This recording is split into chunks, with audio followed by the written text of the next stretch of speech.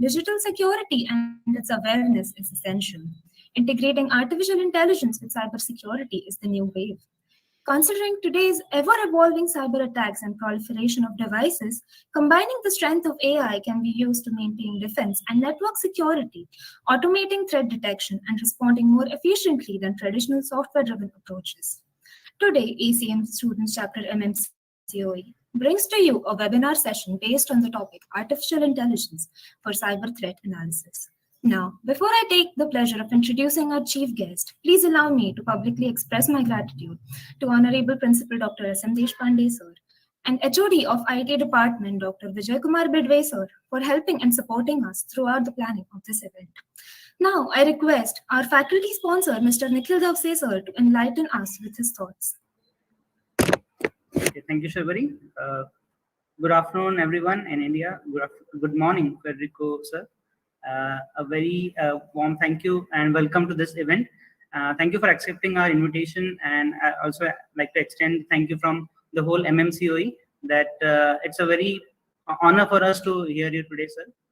And more than that, I'd like to thank the ACM as well, who have given this great opportunity of distinguished speaker program, so that we can have we and our students can have interaction with such well-known and knowledgeable speakers like yourself, sir. So this is just to brief you, this is the second DSP program that we have been organizing. So first one was conducted in 2017 by Dr. Indrajit Bhattacharya, who is working with IBM, and this is the second. So we are even thrilled to have you, sir, with us. And due to this pandemic, it's really easily possible for us to arrange this kind of session for our students due to the online Google Meet and certain tools. Okay, so without taking much of a time, I'd like to thank you again, sir, for coming for this event, sparing the time from a busy schedule. And I'm sure that the students will really gain us a lot of knowledge from your session. Thank you so much, sir. Thank you, Sharvari. Thank you, sir, for devoting your precious time and endowing with us your words of wisdom. I now request the HOD of IT Department, Dr. Vijay Kumar Bidve, sir, to share his valuable guidance. Good afternoon, everyone. Am I properly audible? Yes, sir. Good morning, Dr. Federico Cerutti, sir. This is Dr. Vijay Kumar Bidve, and on the behalf of ACM Student Chapter of Marathwada Mitra Mandal's College of Engineering and Information Technology Department, I welcome you for this distinguished speaker program of the ACM Student Chapter. The topic of today's webinar is Artificial Intelligence for the Cyber Threat Analysis. And everyone knows artificial intelligence, this topic is now having a wide range of applications in various fields. And the few of the applications of this artificial intelligence is in the data security, in the finance, in the gaming, healthcare, transportation, agriculture, education, e-commerce, entertainment, robotics, social media. There is a wide range of application of the artificial intelligence topic. And today, that program is on the cyber threat analysis, and this is one of the application of the artificial intelligence. I hope that today's session will be fruitful and very that informative for our students of the Marathwada Mitra Mandal College of Engineering and all the participants from other colleges also. So I am once again I am thankful to Dr. Federico Cerutti for accepting our invitation and giving your valuable time for our students of ACM Student Chapter.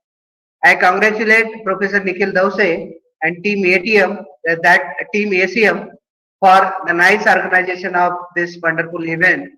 I would say this is the international webinar you organize through your ACM Student Chapter. So once again, I congratulate Professor Davse and his entire team for the organization of this international webinar. So without taking much of the time, I request Federico Cerutti sir to take the charge and start the session. And thank you very much for allowing me to express my thoughts in the inauguration of this session. Thank you very much. Thank you, sir, for sharing with us your ingenious thoughts. Let us now commence with our webinar session, Artificial Intelligence for Cyber Threat Analysis. As the use of internet is booming, security professionals are doing their best to stay a step ahead of the constant barrage of threats and cyber attacks. This is where artificial intelligence and cybersecurity come together. Through this webinar, all of us are sure to get an insight of this exciting and promising field. I take immense gratitude to introduce our speaker for the event, Dr. Federico Cerutti, who is a distinguished speaker of ACM. He is a Rita Levi-Montalcini Fellow at the University of Brescia and also the chair of University of Brescia branch of the Italian National Cybersecurity Laboratory. Dr. Federico has served as an academic director of the Data Science Academy of Cardiff University and as a program leader for the Master of Artificial Intelligence of Cardiff University. He completed his MSc in Computer Science and Engineering in 2008 and received his PhD in Computer Science in 2012 from the University of Brescia. His research activity is focused mainly on artificial intelligence and non-monotonic reasoning and on decision support with uncertainty and trust. We heartily welcome you, sir, and request you to take over and begin with this session.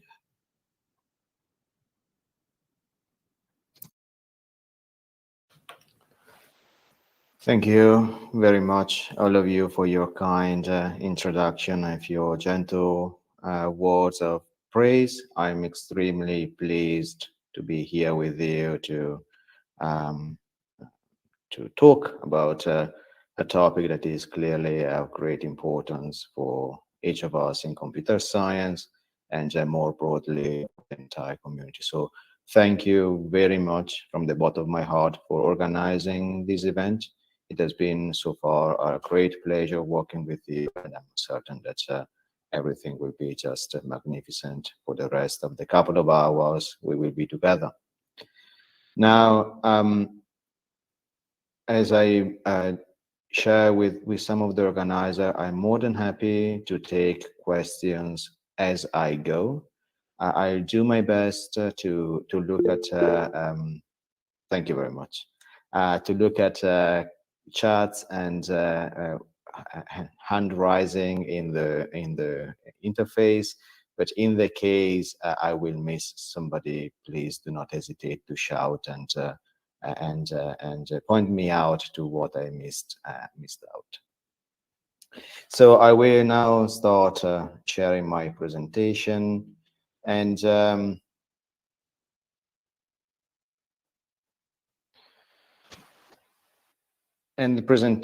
will spend just a few minutes introducing briefly my background, but also the ethos of this presentation. And albeit I'm pretty sure that many of you are highly skilled in computer science and artificial intelligence, I tried my best to give at least an introduction, a 101 of the main concept. So, as said already, I'm now a Rita Levi-Montalcini Research Fellow at the University of Brescia in Italy, and I am also honorary senior lecturer at Cardiff University, where I worked before, and I'm currently the director of the local branch of the Italian National Cybersecurity Laboratory. First of all, let me acknowledge the importance of our sponsor. Here is the ACM, the Association for Computing Machinery, the premier global community of computer professionals and students, nearly 100,000 members, 170 countries.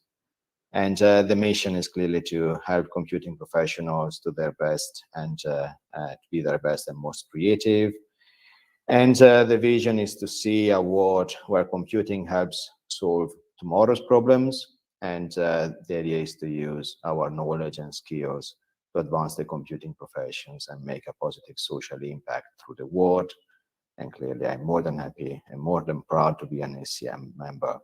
And I'm honored to be an ACM distinguished speaker. So this program that allows researcher to deliver a lecture across the world is called the Distinguished Speaker Program and is fully funded and managed by the Association for Computer Machinery, ACM. So for further information, please do not hesitate to look at the website at dsp.acm.org. As mentioned before, I started here in Brescia in the north of Italy. Then in 2012, I moved to the University of Aberdeen as a postdoc researcher, and my research was funded by the UK Ministry of Defence Science and Technology Laboratory, and the US CDC Army Research Laboratory. After a couple of few years, I moved as lecturer to the Cardiff University in Wales, and I progressed from lecturer until senior lecturer. Most of my research, once again, was funded by the UK Ministry of Defence and the US Army Research Lab. And I also was the first director of the Data Science Academy. In 2019, I won the Rita Levi-Montalcini Personal Fellowship, and I chose to go back to the University of Brescia. And I'm now operating at national level, both at the evaluation for the quality of the research in Italy, but also in the Italian Cybersecurity National Laboratory. And I'm the leader of the cybersecurity module here in the university. And also I'm an active researcher in artificial intelligence and cybersecurity. Just a few words on Brescia, and then we will begin. Brescia is in the north of Italy, is a city renowned for its history. It was founded during the Roman Empire, actually during the Roman Republic. It has one of the most astonishing theater of the Italian tradition in Italy, and the natural beauties around the countryside are outstanding, from the Lake Garda to the one of the greatest glacier in Europe. So in the case you will be interested in joining us in the 2022 edition of the THE World University Ranking, University of Brescia has been ranked in the top 10 Italian universities out of 51 institutions. And there are open calls every year around July and August for PhD applications. PhD then will begin in November. Internships are a little less easy, but in the case, please do not hesitate to contact me or some member of the staff for inquiry. So enough for introductions and setting the presentations. What we are going to talk today is about artificial intelligence and cyber threat intelligence analysis. Now, as I said, I did my best to compact in a short 101 the introduction that might be needed for cybersecurity, cyber threat intelligence, and artificial intelligence. I then discuss with you how the cyberspace is now contested in a sort of cyber war between artificial agents mostly. We will then illustrate how uncertainty awareness techniques can help addressing the problem of cyber threat intelligence analysis, both when we are considering the learning aspect and when we are considering the reasoning aspect. And I will conclude with the frontier of the research, especially considering the neurosymbolic approaches for learning and reasoning and strategic reasoning for automated cyber defenses. First, a practical definition of system security. There are many definitions you can have about system security, cyber security. This one, I like it for the reason that it is very open-ended. And the definition reads the ongoing redundant implementation of protections for the confidentiality and integrity of information and system resources so that an unauthorized user, an attacker, has to spend an unacceptable amount of time or money or to absorb too much risk in order to defeat it. Now, it is open-ended because it depends very much on the capabilities and the resources of this attacker, of this opponent. So one thing is to protect your system against a possible cyber criminal. One thing is potentially to protect your system against a nation state. So let's look at these attackers. And this is based from the ENISA threat landscape last year. And the vast majority that we can see is based on is organized crime. And we then have some actors that are believed to be sponsored by nation states, insiders in organizations, in particular, might be also system admin or end users or others. When we are talking about potentially nation state sponsored activities, note that no nation, all of these links are only alleged. No government are publicly acknowledged to host any advanced persistent threat. But there are some evidence based essentially on linguistics and on code analysis that there might be some nation states behind some of the advanced persistent threat operating nowadays on the web. What are the main reasons for doing it? The usual suspect, money, or get information that are otherwise confidential. So starting from financial motivation and espionage, then attackers are often also interested in disruption, political standpoint, or retaliation against some other actor. Now, when I appreciate it when I talking about these type of topics, the map I drew before, the standpoint might sound very much Eurocentric or Atlantic centric, but when I'm referring to nation state sponsored activities, it does not imply essentially a blame on Asian countries. Indeed, it looks like that there are evidence that a worm, Stuxnet, discovered in 2010, but confirmed to exist at least 1 year prior and probably even before. And the Stuxnet was an example of a malware that was designed with the intention to cripple some industrial control system. It was in particular targeting gas pipelines and power plants, and allegedly the greatest target of this worm was Iran. And in an interview to Doug Spiegel, Snowden, a whistleblower who was a contractor for NSA, stated that NSA, in the National Security Agency in the United States, and Israel co-wrote Stuxnet. So whenever we are talking about actors and actions, clearly we have different type of activities on the basis of the sources of the actor involved in these malicious behavior.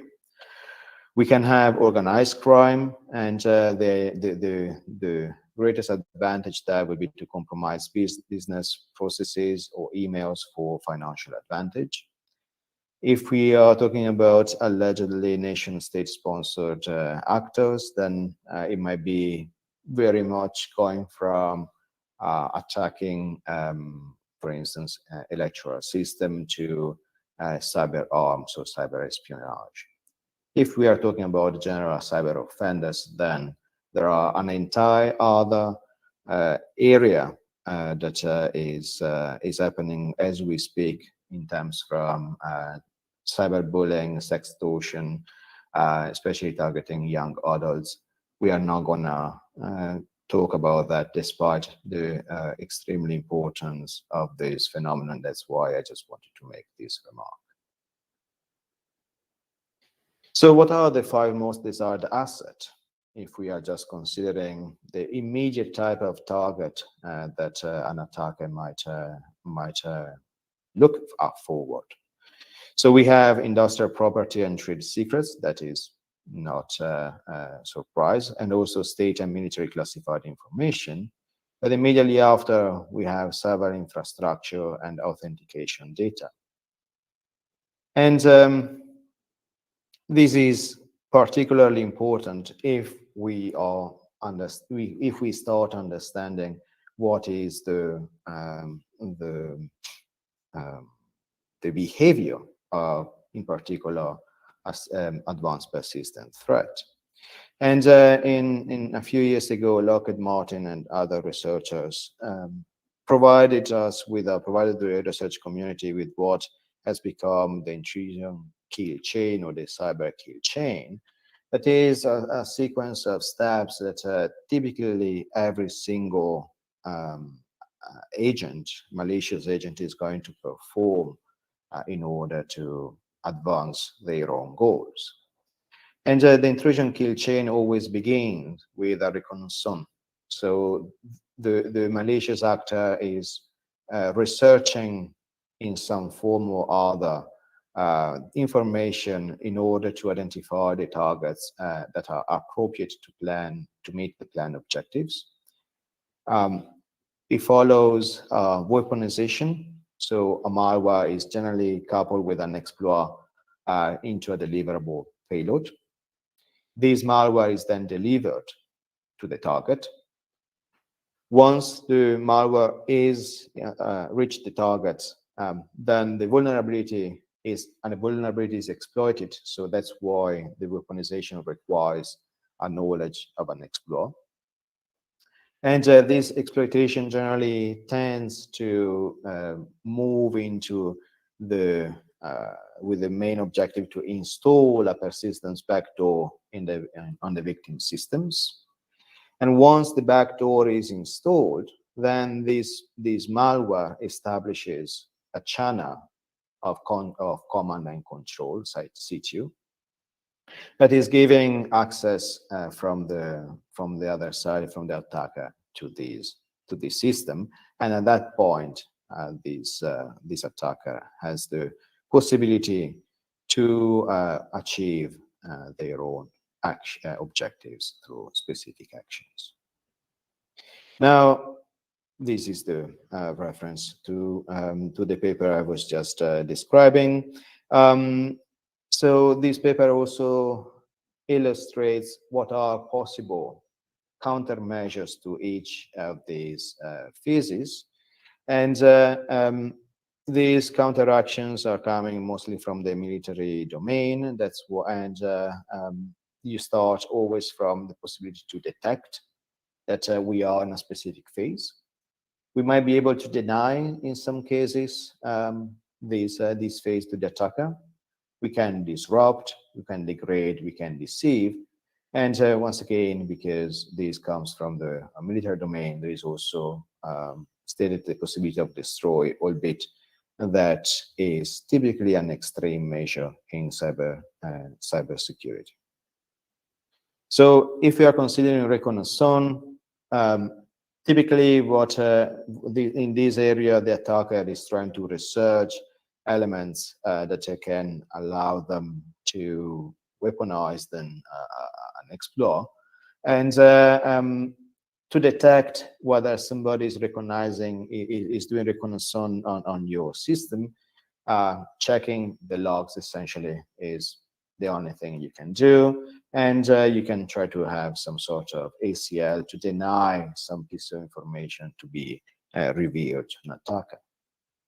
When it comes, for instance, to weaponization and delivery, so weaponization, we can try to block it in a sense, or at least detect or block with intrusion detection system or intrusion prevention systems. Delivery can be also disrupted if we are using inline antivirus or degraded if actions on systems are queued in specific ways such that processes can be managed by a centralized control system. If we are, for instance, on natural objectives, we can also have perhaps elements of deceive in what you might have heard called honeypot. So trying to deceive the attacker in looking at a specific area of our network, the honeynet, the honeypot. So something that looks really good and attractive for the attacker, but that in reality, it contains not information that are not particularly of importance. So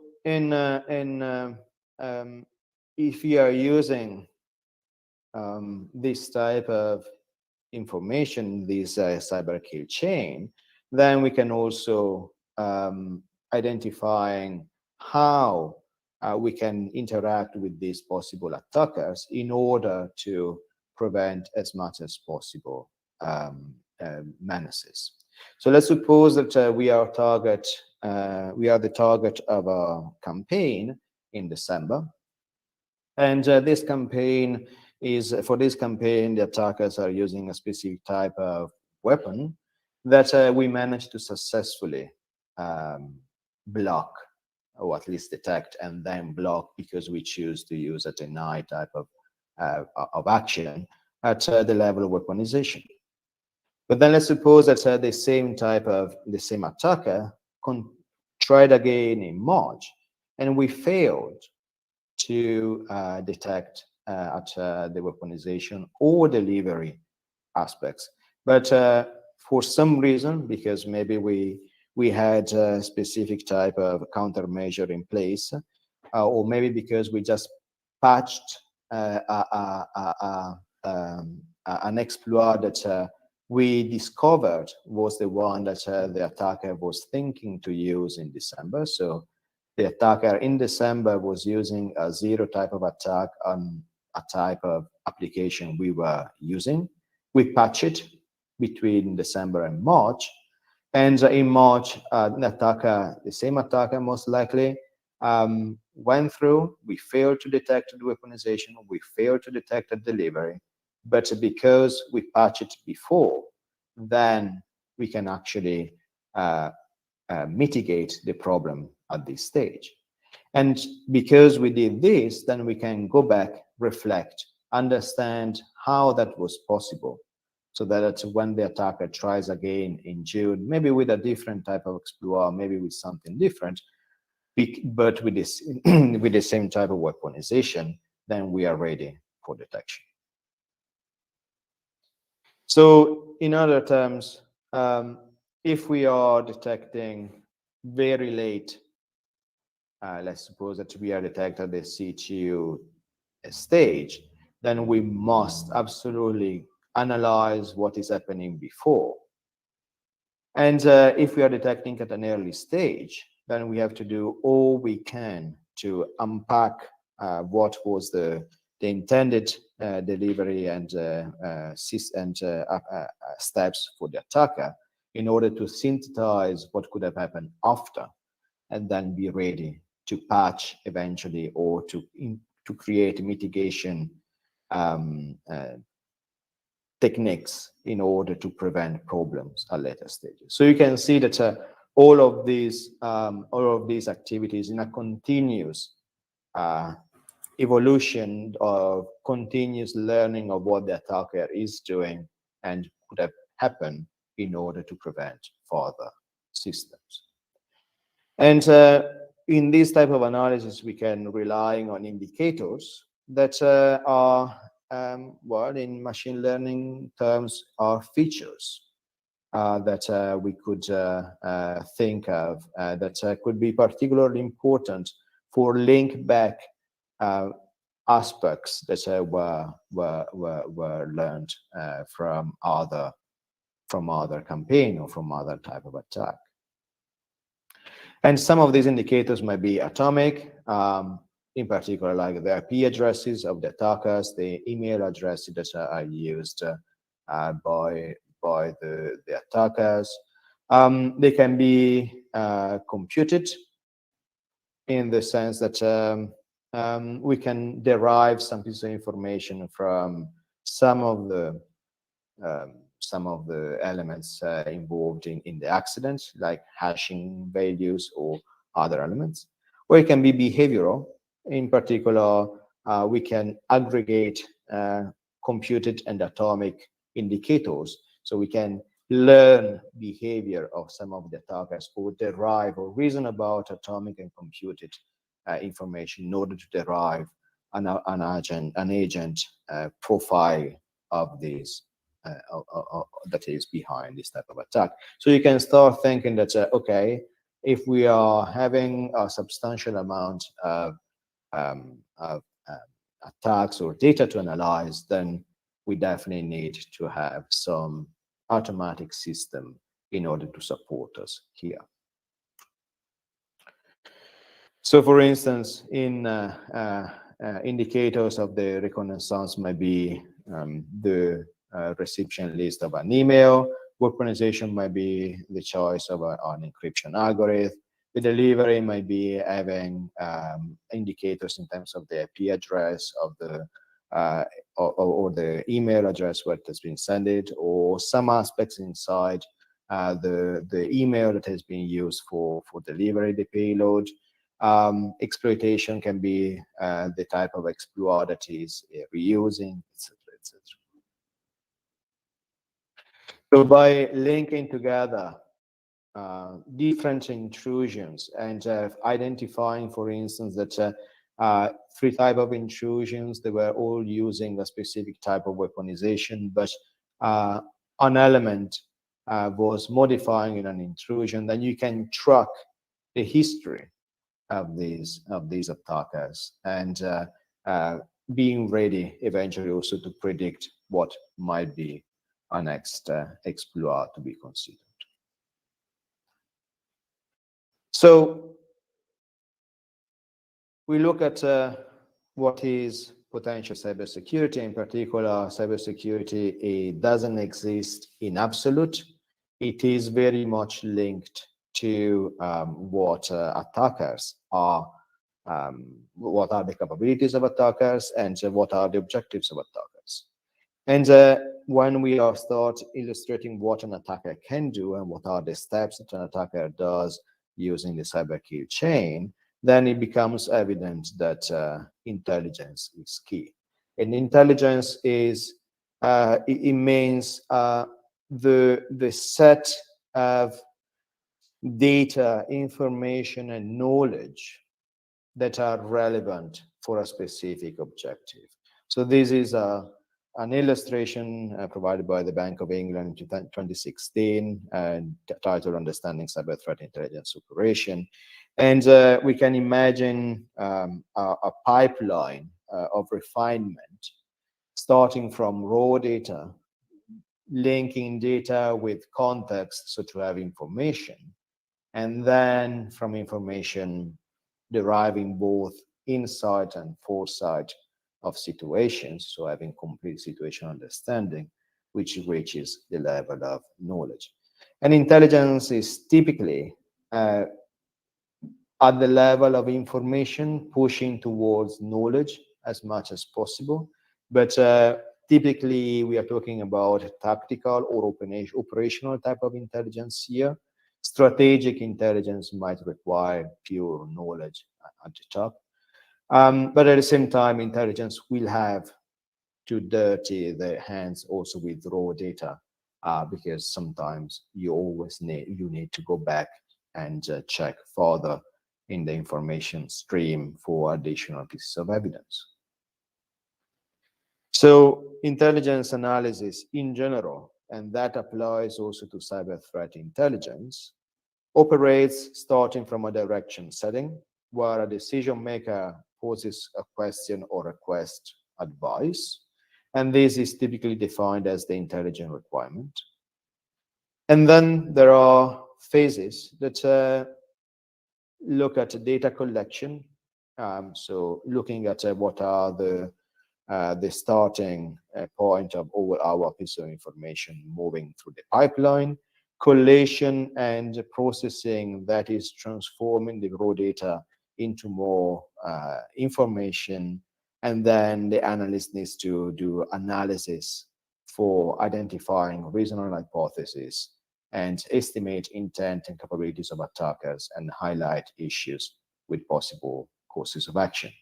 At that point, the analyst needs to identify the relevant piece of knowledge for the decision maker and be ready to react to possible feedback from the decision maker. Now, albeit in a slide, I could list this type of activities in a sequence. The reality is more complex. The reality is that it's, as illustrated by Piroli and Card in 2005, is not a sequential process, the one of creating intelligence, is a continuous refinement. So yes, we start from direction setting. The decision maker poses a question or requests advice, and that might trigger data collection, data collation, data processing, data analysis, and dissemination. But the analyst can start from any point in this set of loops. There are elements, there are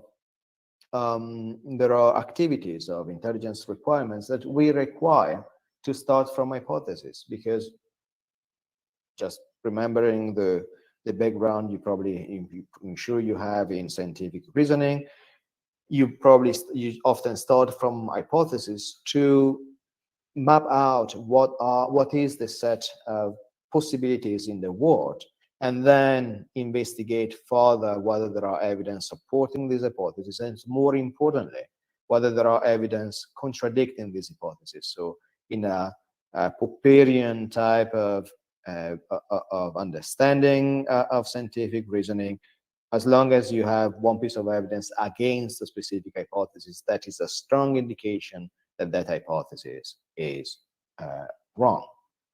So there might be the case that the analyst starts from the hypothesis and then look at what are the possible data supporting or contradicting these hypotheses, and then looking at data coming from schema or evidence files.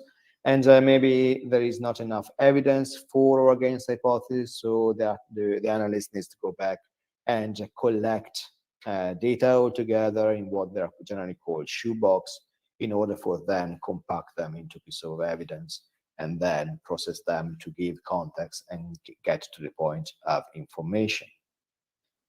And sometimes the analyst is creating a coherent picture of what is happening, the insight in the situation, and also what could happen and what could be the problem down the line with different type of activities or decisions to be taken. And at that point is ready for the delivery of the analysis in presentation, report writing, dissemination, and get feedback from the decision maker. So as you can see, this bottom left part is very much linked to the data bit here. And this bit here is very much solidly inside the information bit of the pipeline. And this hypothesis bit is where the analyst pushes further into the knowledge of the situation. So if we are rising up in this diagram, we are increasing the structure behind the information or the data or the knowledge that we are considering. If we are pushing on the right, then we are increasing the effort needed for producing this piece of information. So direction setting in cyber threat can be of various types. They can be long-term directives that are setting the scope for 5 years, 10 years, 5 years. They can be medium-term, trying to handle specific topic, weeks, month, or short-term directives. If you are under attack, then we are talking about hours or days at most.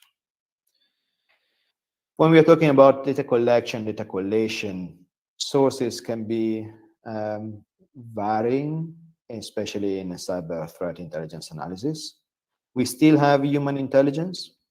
We still have covert human intelligence sources, whistleblower, other people, especially this is happening notably in what is called the dark web. Open source intelligence is borderline with the dark web, but not everything is open source in the dark web. But also, even the clear web, you can also receive substantial amount of intelligence from open sources. And then we have signal and technical intelligence, most likely analyzing what is happening in your infrastructure at the level of hardware or at the level of software. So let's look at a log of a system, probes in a network. And the strategy for analyzing these sources can be different. You can have a periodic monitoring of the situation, just to keep an eye on what is happening. You can have analysis-driven monitoring in the case that, once again, if you want to prove or disprove an hypothesis, then that you are going to look at specific elements into your data collection and data collation. And there might be cases where all of these starts because of some event. So you might have some monitoring event driven. Then we have the data processing and analysis. Analytic strategies can be data-driven or hypothesis-driven, as discussed before. And especially for data-driven analysis, given the shared amount of information that we are talking about in cyber threat intelligence analysis, there is no way you can do it without using artificial intelligence. But then that doesn't imply that the human element is annihilated. The human element is always there. There is always an element of intuition, curiosity, and imagination that, especially during the hypothesis-driven analysis, is there. And that's why it has been already shown in other contexts, especially in medical domain, the combination of innovative human and systemic machine is the way forward. It's also in cyber threat intelligence analysis. I will not talk about dissemination feedback, but that these two aspects are also remarkably important, because ultimately, despite all the processes you can have in place, despite all the procedure guidelines and systems that you can check and guarantee to be fully working, there is always a human component, and there is always a human who most likely need to take decisions at some point in the process. So whenever we are considering all of these type of pipeline, do not forget that because there are human involved, then there may be also a potential for misuse of information. And that's why having an information security framework in place is paramount whenever you're doing cyber threat intelligence analysis.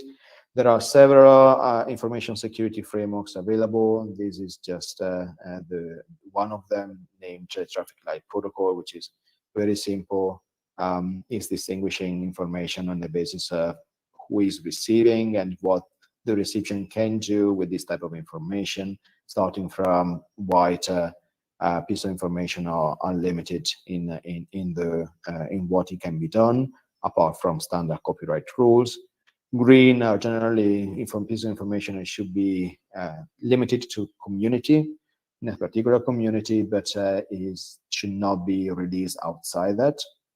Amber is need-to-know basis, and red is only for recipients of this information, and they should not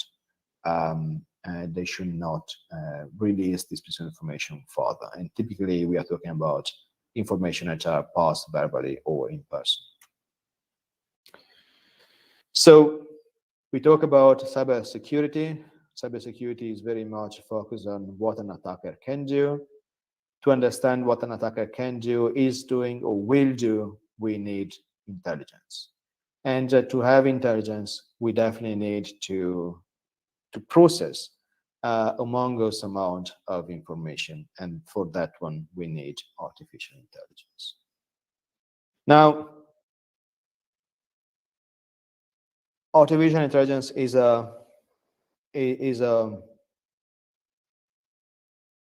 an area that is extremely large, complex, and articulated. And in this presentation, I'm going to give some basic insight on the basics of artificial intelligence, in particular from a machine learning perspective, but also in terms of more of an automated reasoning type of procedure. I appreciate some of you might be already familiar with concept in artificial intelligence. In that case, apologies in advance if some of these will sound as a repetition or very much simplified setting. At the same time, I also prepared a Jupyter notebook with some of the code. So in the case, some of you who are not familiar with what I'm going to talk about right now, or wants to explore further, there will be a link available for you. And if there is any problem, just email me so I can send you the Jupyter notebook directly. So basic concept, 101 of AI, especially machine learning. We start typically from a training set in order to derive a function that approximate as much as possible the phenomenon that generates this training set. So think about receiving these dots, these blue dots, and you don't know what was the original function. You do not know how those blue dots have been created, but you try to define a function that could be as close as possible to the unknown original function from which the training set was derived. And as you can imagine, there are several options you can have for doing it, and this is a very simplified setting on using just a one-dimensional function. You can think that, okay, assume that the green line is the original function from which we derived these data points, and we see that they are not perfectly on the green line because data points by definition come with noise. We can think to approximate that one with a polynomial, and we can start with polynomial of degree 0. That is a line that is parallel to the x-axis. That's not going to be particularly good, but okay, that is a model. You can start adding complexity. You can have a one level of degree. You can have a line that is moving in the Cartesian space as it pleases. Slightly better. Or you can increase the complexity and have, for instance, a polynomial degree 3, and you start approximating, in a sort of sense, the green line. Particularly if you are willing to just approximate, so to have perfect match of all the blue dots, then you can always do it with a polynomial, because given 10 dots with a polynomial of degree 9, you can perfectly match all of them. But that is the problem. So if you are overfitting on the on the data set, then you do not generalize greatly. So the point here is not to fit perfectly the data set that you are given, but to be able to generalize enough this data set so that the resulting function is close enough or close as possible to the original function that generated this data set. So we generally distinguish between the training set, that is for learning parameters. The validation set is to try to optimize the model complexity, how many degrees in the simplified setting we had before we should use for having a good generalization, and the generalization is given via the validation, the test set. This is a mistake, apologies. Now we have several problems in what is traditional machine learning. We can have a regression problem, and the output is to have a number, like in the case before we had we want to approximate a function. Classification is when we want to identify a class, one of the class so the output of our function must be a discrete. And we can have supervised learning when we know the training set, the validation, and the test set. Or it can be unsupervised when we do not have observation of the target variable. We do not know, we don't have a signal, we do not have the output that we just have the data as it is. We can have semi-supervised learning. In the case we start from few target variable observation, and we want to increase that ability by using both supervised and unsupervised learning. Self-supervised learning, that is trying to create automatic techniques for some labeling. Online learning, that is when data is available in sequence. Reinforcement learning, when instead of using a data set, we are using the reward function from the environment. So there is a plethora of learning activities that are behind here. And just to give you an example of what is possible in the I prepared for you a Jupyter notebook, where, for instance, I show how you can analyze a specific type of malware or software in general. In this case, it's a non-malware software. It's just the command ls for list the directories in Microsoft DOS. And for instance, you can look at the PE information associated with these files. So the PE headers are the amount of information that a binary file needs to have for a coherent execution on a software, on an operating system. And there are several pieces of information in this binary code that can be used for extracting features, extracting elements that can be used for a machine learning activity. So what we can do is then use an entire data set that has been provided available on the link kaggle.com. And in this one is a set of information extracted from these PE headers associated with the information on whether the specific software from which the PE header has been is considered was a malware or not.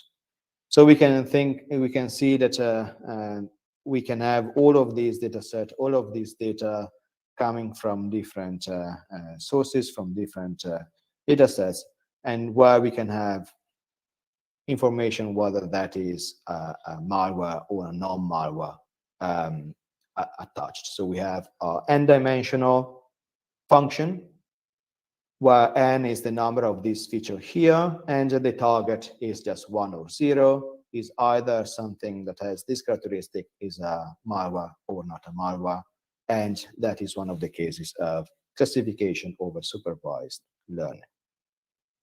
So if we are coming back to the slides,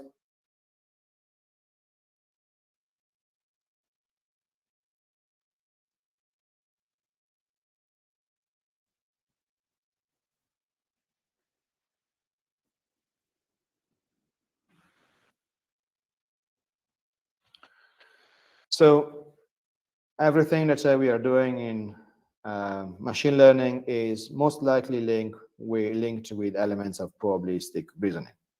And the probabilistic reasoning is requiring the notion of a random variable.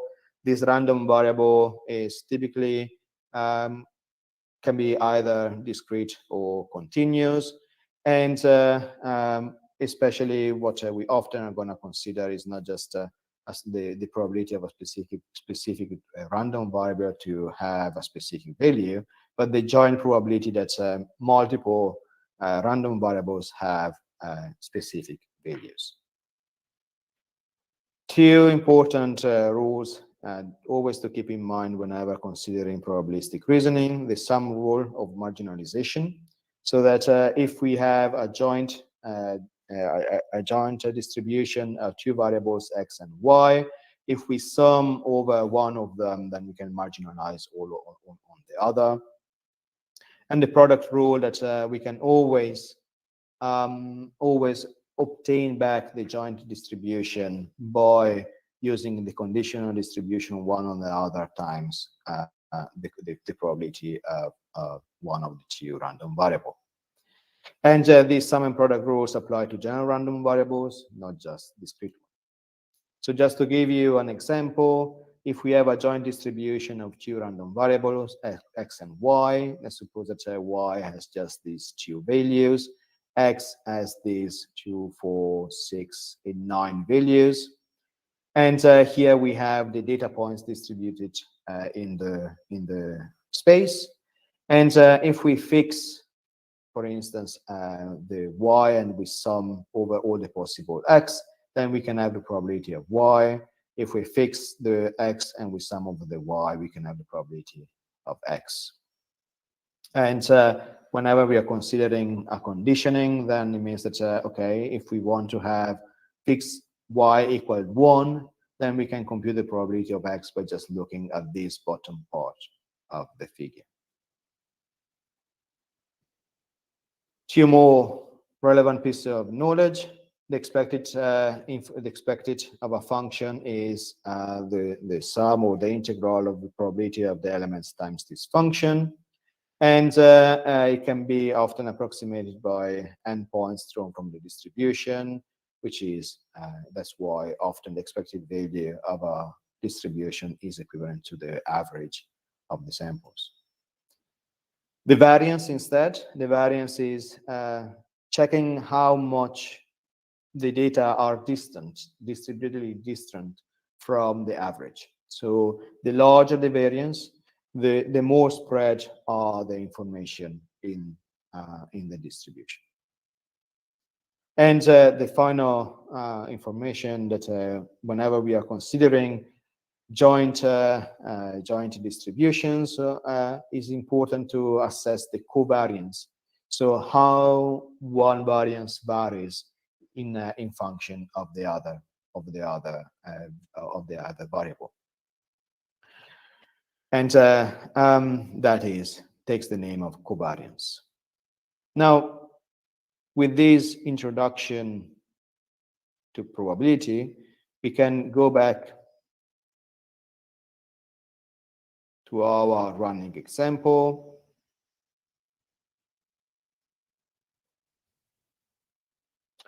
And we can start seeing, okay, this data that we saw before, that is raw data. We start needs to process that in order to be able to manage it. And the first processing that you always need to do, most often you have to do when dealing with machine learning, is a normalization.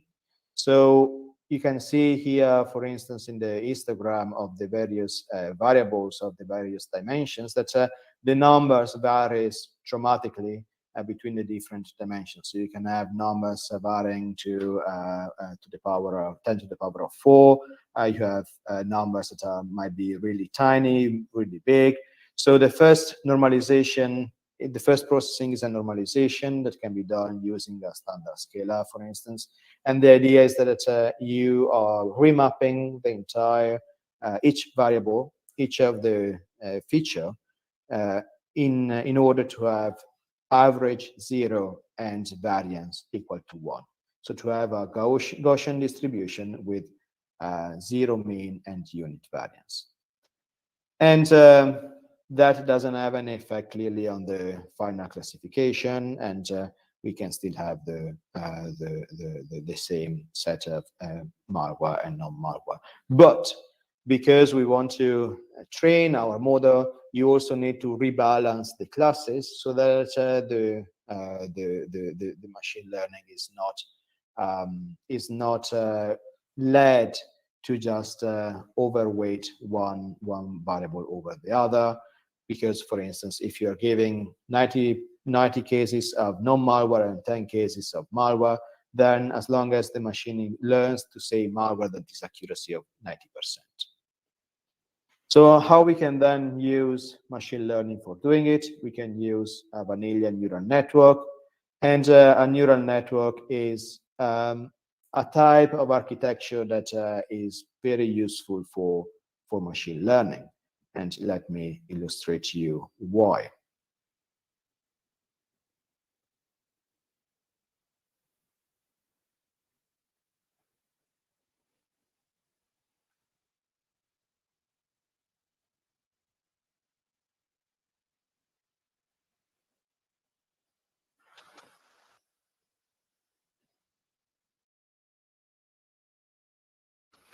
So first, we need to understand what Bayesian probabilities means. Whenever we have, when we want to assess whether a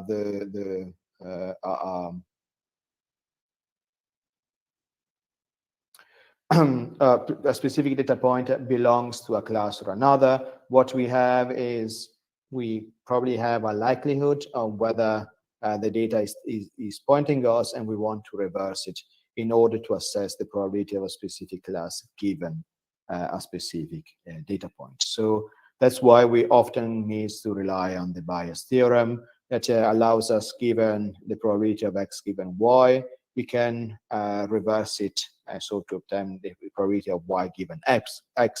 If we are multiplying this probability of x given y times probability of y over the probability of x, where the probability of x can be learned or identified using the sum product rule. So suppose that we randomly pick, we have these two boxes, we have some orange element and green element inside, we have two boxes, and let's suppose that we randomly pick one of the two boxes, and from the box we randomly select an item of fruit, and we observe what is whether it's an orange or an apple, and we replace it in the box when it comes. And let's suppose that we are repeating this process many times. Let's suppose that for the way we are picking the boxes, we pick the box 30% of the time, and the blue box 60% of the time. And whenever we are removing an item of fruit, we are equally likely to select any of the pieces of the fruit in the box. So we receive a piece of fruit that has been selected and is orange. The question is, which box does it come from? Now, it means that we know that we have in our hand a piece of fruit that is orange, and we need to classify whether that was originally from the box red or blue. So let's suppose, let's hypothesize that the box was the red.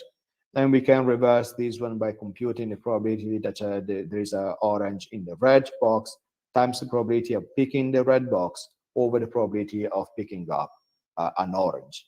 So we can have this one by just counting. So 6 out of 8 in the red box are oranges. The probability of picking up the box is 40%. I declared it before. And then given the sum product rule, we can compute the probability of finding an orange overall. And just computing the results, it means that we have 2/3 probability that the orange was coming from a red box.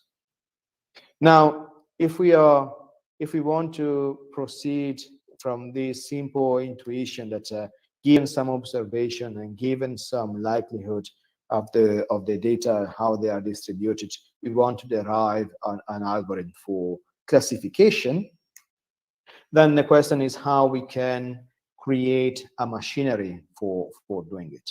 And in the last few decades, the neural network model emerged as one of the leading one, where the idea is that you start, in this case, we are just considering the very simplified setting of supervised learning over a set of information set of our data set that you can give as input. So the neural network receives as input one data point. Let's suppose that in the case we had before, we had I think 72 columns for the PE headers.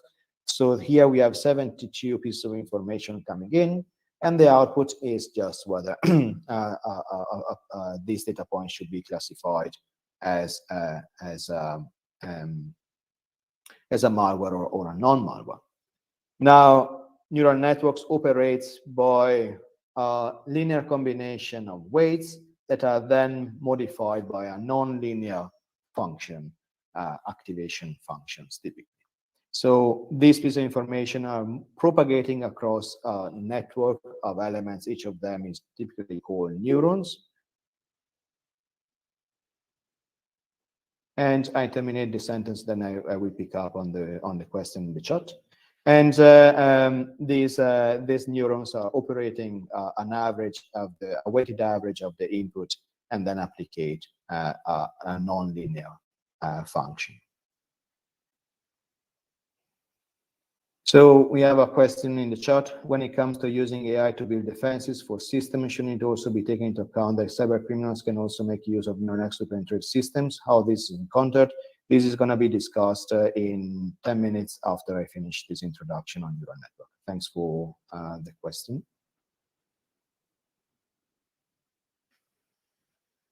And why neural networks works? The neural network works because we have a mathematical theorem that tells us that given some, under some circumstances, we can always approximate a function with a sum of nonlinear, a weighted sum of nonlinear functions, provided that we are happy with the approximation that can be arbitrary. And these function must be continuous, but not polynomial. Now, how the learning process works, we need to have a signal that we are going in the right direction. So we want to check the output of our neural network against what is in our training set. And that one is giving us the information that whether we are approximating well or bad on the training set. And this information is then propagated in the network with the algorithm that is known as backpropagation. So to illustrate how that happens on the simple case we were considering before on the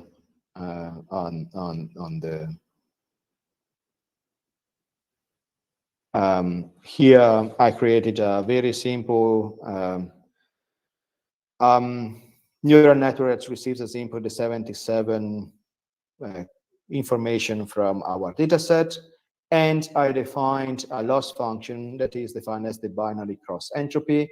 And the binary cross entropy says that if we are expecting a 1, and so if the label of this data set is 1 and we compute 1, then the loss is 0. There is no loss. That is exactly what we were expecting. But if instead the label says 1 and we predict 0, then the loss is very, very big.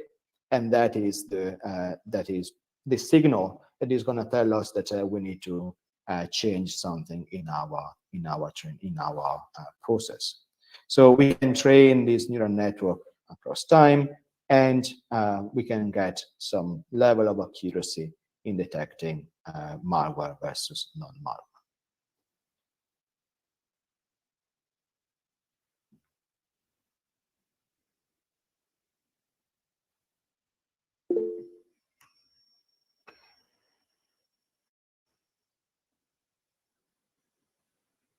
Does a cybersecurity domain have differences from other machine learning domains? So I suppose that the question in the chart asks whether machine learning applied to cybersecurity has some differences from other type of machine learning. The difference is, as we will become evident in a few minutes, is the volume of information and the need to take care of time and causality. So pieces of information in cybersecurity are often coming from in a data stream, and you need to be able to manipulate the data stream in order to fully appreciate what is happening. Just think about the cyber key chain. Things are happening in a sequence, therefore you need to be able to analyze this sequence, so the important bit is time. And the second thing is that an attacker is behaving on your system, is doing something on your system, and the idea is to, in cyber threat intelligence, to identify the behavior of this attacker, which means that you need to identify the causality links behind the action. So because there is an agent that can be either a human or a software agent, in both cases there are motivations behind some of the actions happening there. But to conclude the illustration on what we are going to use in this presentation, machine learning models are coming whether in generative models where the probability, where we have the complete understanding of how the data are distributed. So we have the probability that given a certain class, a specific data point will be identified, or it can be discriminative, where we just want to have the posterior probability. So given a specific data point, whether that belongs to class C1 or class C2. And that is remarkably important, especially for the comment that was coming from your colleague before, because cyber criminals are using AI against our defenses. And even if you are using discriminative or direct aspects, often what a reasonable decision procedure should take into consideration is what is called a reject region, where the posterior probabilities are not so clear and there might be a little of confusion. And this reject region often concerns what it can be defined as aleatory uncertainty. In the rest, in a few minutes, we are going to distinguish between epistemic uncertainty and aleatory uncertainty for identifying possible countermeasures to attacks. Just to clarify, I illustrated this one using neural networks. You can choose whatever machine learning algorithm you want. There is the new free launch theorem for machine learning that, depending on the amount of data you can have, different machine learning models will behave more or less the same as long as you have enough data for generalizing. So this is enough for the introduction. We are now coming to the topic that your colleague was raising. Cyberspace is contested. So we are not talking about a cyberspace that is for which we as a defenders have all the advantages because we can use AI, because we can have all the data set in the world. The attackers are most likely one step ahead of us. And that happens both in the way of creating new and novel form of attacks, but also in manipulating and attack our own system in order to fool them. And that is most likely what you probably heard about talking in terms of test phase attacks or adversarial attacks, where is just manipulating enough the information so that the resulting classification is misleading. And you might think that this applies only if you have access to all the information behind a machine learning program, but that is not exactly the case, because we know that machine learnings are benefiting or suffering from what is called adversarial sample transferability. The property that if we are creating an adversarial sample, then albeit we might have created in using, I don't know, a neural network, that might still apply to other machine learning as long as there is a relationship between these two models. So for instance, if we start from a machine learning model of different type, let's suppose a support vector machine, I did not introduce it, but it's another type of machine learning algorithm. We can always derive a surrogate model using a neural network as long as we have access to some element of these training set. That is very much similar to what you would do if you are cryptanalyzing a crypto codec. And if you are creating a substituted model, then you can use the substitute model for computing attacks, and then these attacks on the substituted model most likely will work also on the original model. Why the adversary might want to do it, and depending on the goal of the adversary, there might be different reaction or different operations in the attack. The adversary might just want to reduce the confidence.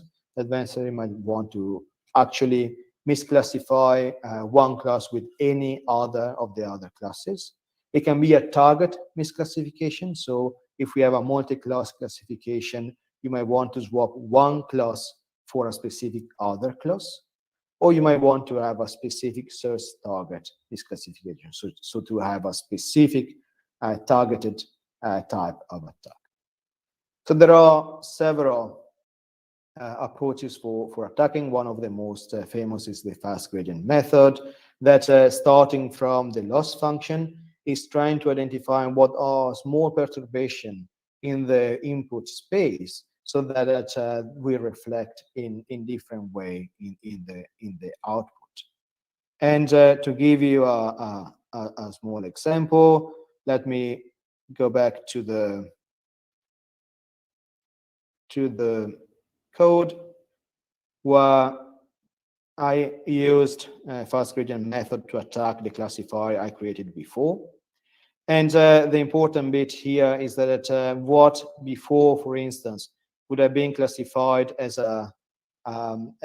something with very high accuracy as a malware, now the accuracy has dramatically dropped. So this is one of the cases where we might want to use an attack like this for reduce the confidence in the system that we are using. And just for additional comment, I will not enter into the details, but it has been shown that you can actually modify a binary code without looking at the source code in order to transform it from malware to classified as a malware to be classified as a non-malware. Just modifying some of the element of the PE header, if you are using a classification that is reusing the PE header type of information, you can change the classification without affecting the behavior of the malware, just modifying by minor tweaks on the binary code. So the cyberspace is contested. Cyber criminals are using neural networks for evading our detection and for planning their own activities. How we can react, how we can help a cyber threat intelligence analyst in their task. And for doing that, let's go back and think about what numbers means and how the numbers associated with the classification might represent. So we might have some specific features that might be linked to a malware or a non-malware. So we might have a set of features that can 60% of the times in this data set are associated to a malware.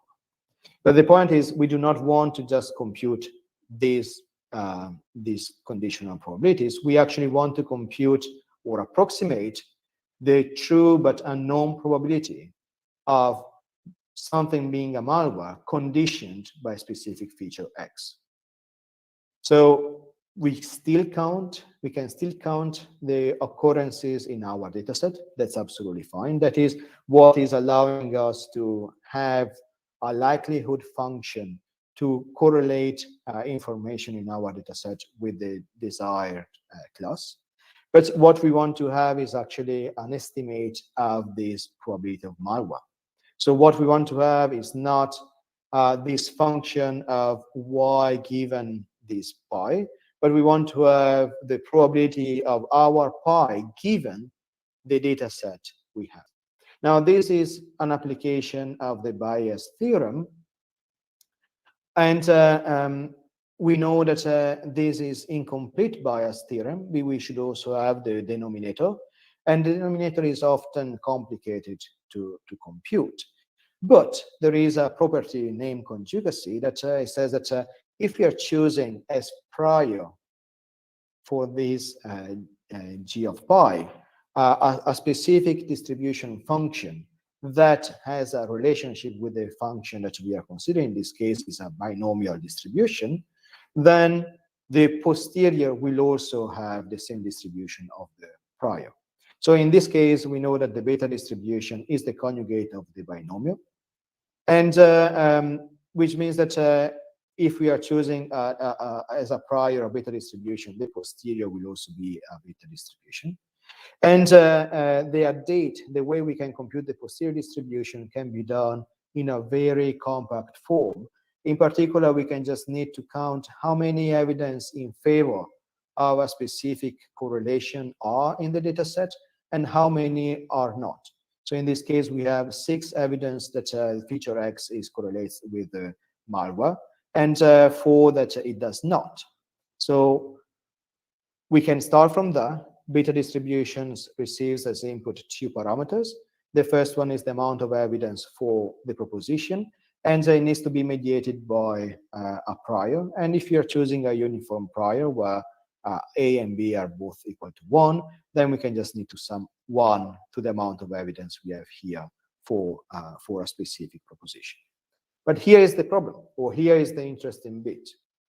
So we can use beta distribution for approximate our pi's.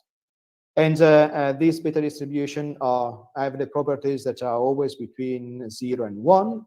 So we can always see them as a sort of imprecise probability distribution. And this is an imprecise probability distribution because from these probability distributions, we can compute a confidence interval, for instance, a 95% confidence interval. That is telling us within these boundaries lies 95% of the probability that this is the actual value. So this is beta 7.5 is the one, the distribution we created from this data set. And we can see that the expected value is around 0.6, and the variance is 10 to the power of minus 2. Now, this is a pretty big variance, and we can see reflected in the 95% confidence interval. But if we are adding more data, more pieces of information, so let's move from 10 data points to 100 data points, then the expected value doesn't change much. It's still around 0.6, but the variance decreases of 1 order of magnitude. And correspondingly, the 95% confidence interval also decreases and it's getting narrower. And if we have 1,000 pieces of information, piece of evidence, then it's getting even narrower with a variance that is now to 10 to the power of minus 4. So although these 3 beta distributions can potentially all represent imprecise probabilities around 0.6, they actually represent remarkably different random variables.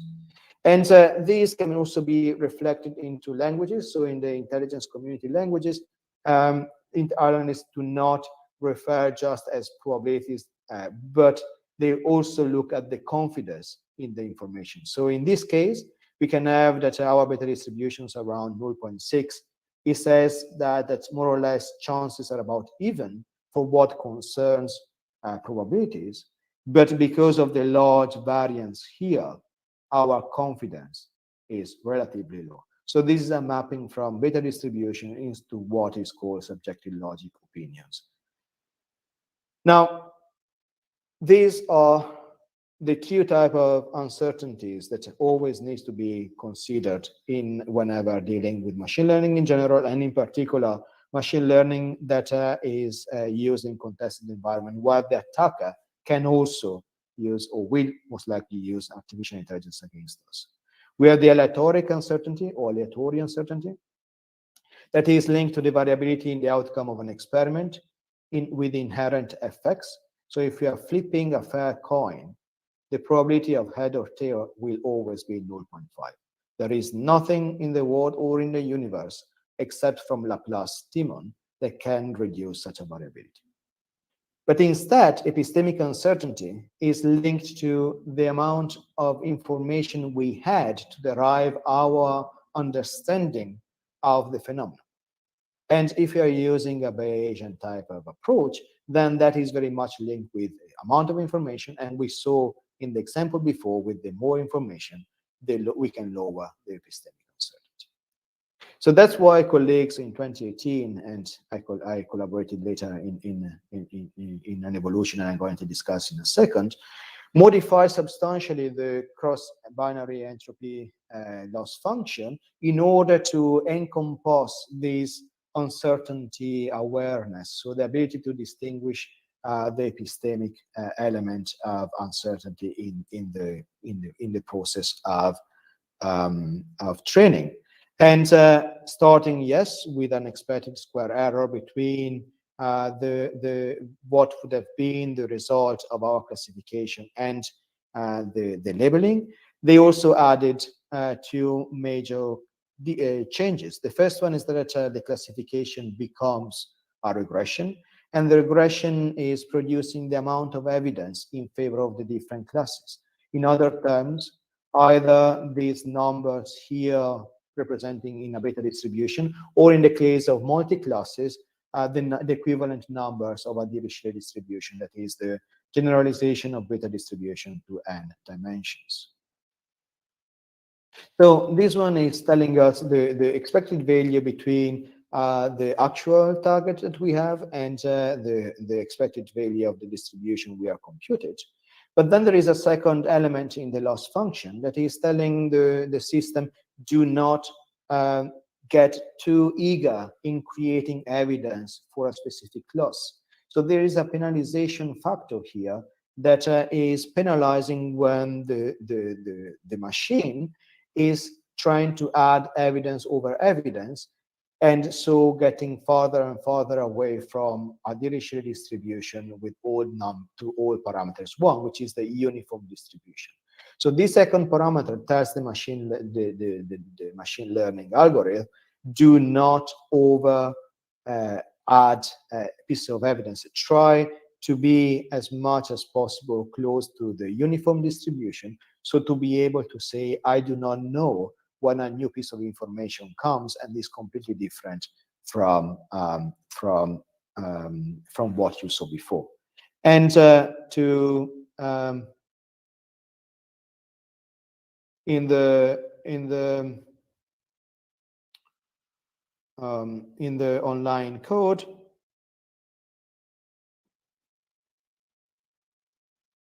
I actually implemented this loss function, and we can see that the result of the classification now is not just a number, but is a beta distribution. In this case, it was just a binary classification between malware and non-malware. So this is the classification on the case of the input, that is the actual malware unmodified.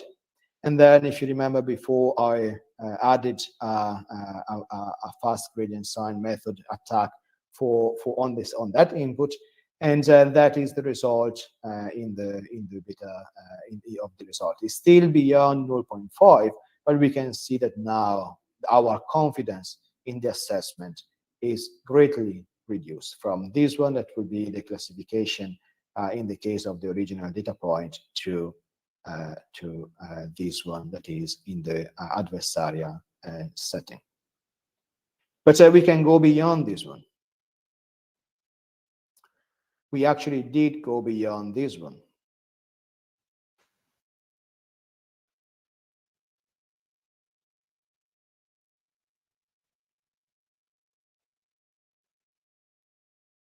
We did go beyond in a paper that I co-authored in 2020. So if this one on the top left is what you would expect in terms of uncertainty associated with a traditional cross-binary binary cross-entropy type of loss function, while if we have two classes, we have here in blue high level of confidence, and in red here a low level of confidence, we can see the low level of confidence is associated essentially on the decision boundaries between these two classes. On the left is green data set, data point, on the right is red data point.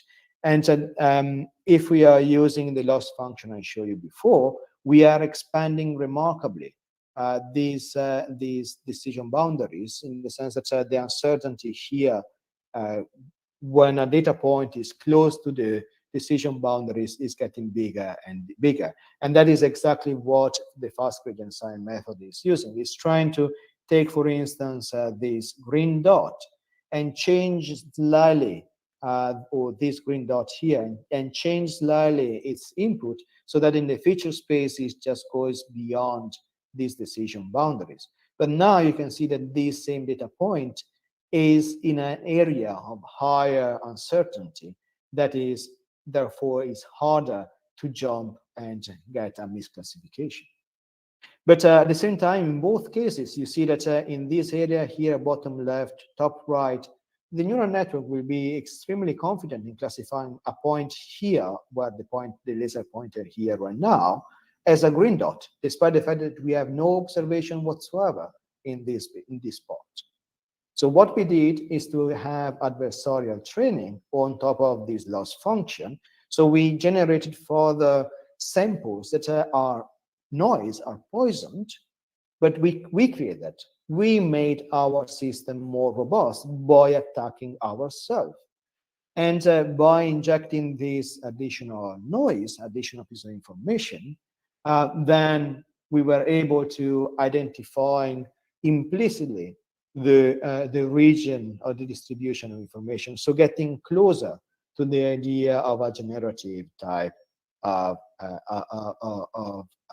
machine learning without all the complexity associated to a full-blown generative models. So how we did it? We merged together our loss function with information coming from a variational autoencoder that was encoding the characteristics of the input.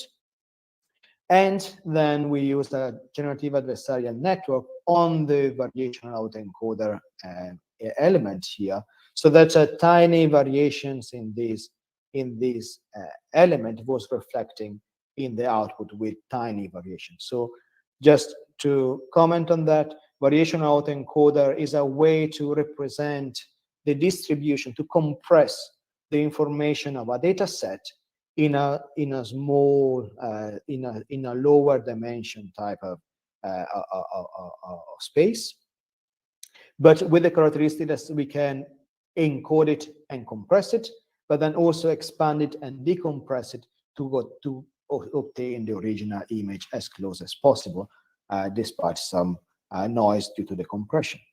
But if we are here in the compressed space and we had tiny amount of noise, then we can generate things that are similar but different from the original. So if this is a 0 and we compress it, we add a little of noise and we regenerate the image, we can get a 0 that might be getting closer to a 8. Or if we have a 0 here, we can transform it into something that might be between a 0 and a 9. And we can do it in a very controlled fashion, because from one side, we want to have a variation, a generative adversarial network, a generation that is fooling the compressed space. So we do not want to inject too much noise, such that at the latent space in the compressed space, we can detect whether we interacted. At the same time, we want to have an effect on the overall output. And the result, all of this is that against fast gradient sign method and other type of attacks and anomaly detection problems, this approach overcomes most of existing approaches. So this is about learning with uncertainty awareness. But that is only half of the picture. It's half because ultimately, whatever machine learning models you're going to put forward, as complicated it could be, is still just a function that is receiving as input, receives as some input, it computes an output, is a multi-dimensional function one-to-one. But it does, whether it can embed some reasoning inside, that's fine. But from the outside, you can just see input and output. And if you want to get something that is more articulated, either you go inside the machine learning model to extract some piece of knowledge that can be learned. So that is the domain of explainability AI, explainable AI. But at the same time, you might want to have a human extracting this piece of information and using the output of these functions learned from a machine learning model for further manipulation that are purely symbolic. And that is the other element of the artificial intelligence world that currently is less fashionable than what is the machine learning aspects. But elements linked to logical reasoning, non-monotonic reasoning are extremely important, especially for supporting cyber threat intelligence. Because one thing is to just extract some piece of information, some knowledge from a machine learning algorithm, but then you might want to manipulate that one to embed it in more articulated data structure, knowledge structure, graph databases, semantic databases, and reason about that. So trying to identify connection between different aspects. So I suppose that most of you are familiar with Prolog. Prolog is a programming language, logical programming language. Programming language with a logic paradigm, where you specify reasoning rules where a conclusion is warranted if the premises are warranted. So you have an inference, you write inferences rules such that if the premises holds, then the conclusion holds. And there is a connection, a strong connection between these good old-fashioned representation of knowledge and the more modern neuro type of approach of knowledge that is linked with the concept of knowledge computation. So here in the slide, you see two circuits where you can, I appreciate it might be a little small, but you can identify different operations in these nodes. You can have here addition or multiplication or the equivalent over more articulated data structures. And there are several researchers, and if you can, all the references are in this paper that has been accepted and is now in press to machine learning journal, that allows you to transform a knowledge representation like in Prolog into an equivalent circuit representation. And why this is important? It is important because if you are then adding probabilities or even better distributions of probabilities, then you can start manipulating together the output of neural networks that can be beta distributions or Dirichlet distributions and use them as input for some further processing that is more symbolic, that is driven by the human, or that can be learned itself. So there is an entire other area of research in artificial intelligence and machine learning that takes the name of inductive logic programming. So starting from a data set, the output is still a function, but the function must be described in logical terms. and in particular, it can be written as a logical program, either in Prolog or in non-success program.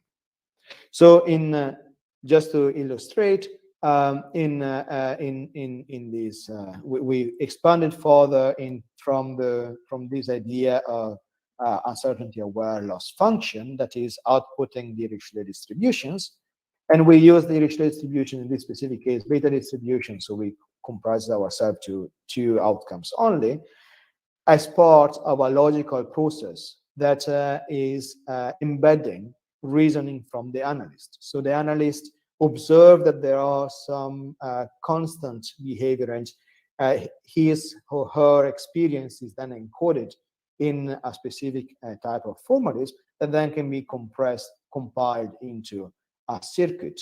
And then we can use these circuits for reason from one side, from input coming from neural networks that are just crunching numbers and producing distributions in output, and on the other side, symbolic information coming from the intelligence analyst. Now, these plus and multiplication operators become much more articulated when you are moving from simple probabilities to beta distributions in this case. But the intention is that to maintain that the expected value over a class gate should always be the sum of the expected value. The multiplication of expected value should be the multiplication of the expected values. The covariance is then the biggest point, because what we did in this paper to maintain computational efficiency, we approximate the result of this addition and multiplication back into a beta distribution. So in other terms, we receive as input Q or N beta distributions, and the output of these plus or multiplication gates must be again another beta distribution. And because beta distributions work over two parameters, as long as we have the expected value and an estimate of the covariance of the variance of the final distribution, then we can map back into beta distributions.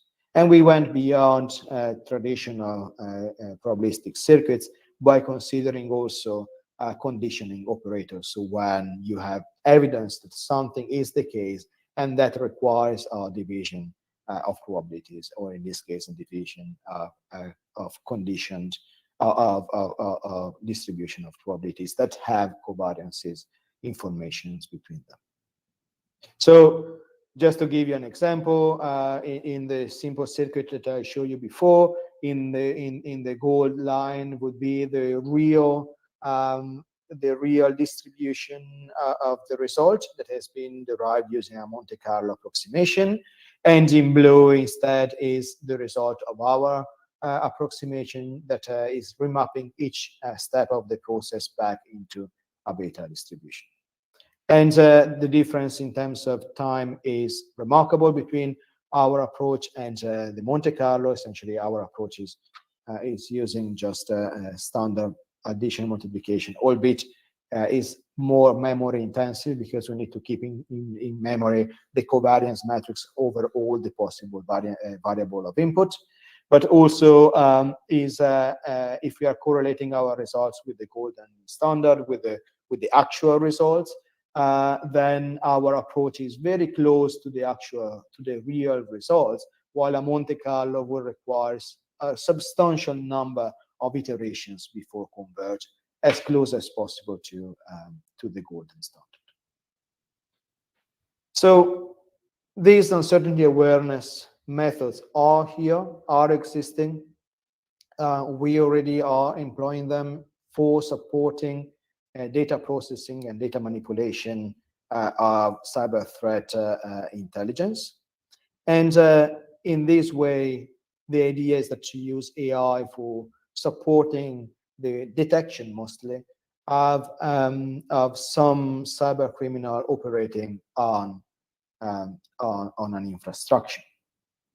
But that is only half of the story. The other half requires more sophisticated type of of reasoning tools that for the time being are still at the frontier, full frontier of the research. So what is happening in a simple advanced persistent threat type of scenario is that you are going to have a sequence of events, activities happening on your systems. Some of your activities are going to be registered in some form of shape. Some of them might be some logs. So in this case, for instance, we have that an internal IP 10.1.1.12 access CNN.com. Then another item, another IP accessed another website, etc., etc. So what we can do is we can process them in order to extract from these raw activities some information. So we are collecting, not only collecting, but collating and adding semantics to this piece of information. So we can transform what are activities into events. An event is a mathematical object, it's a computer science object that allows us to identify properties and characteristics of these activities that can be relevant for a decision task.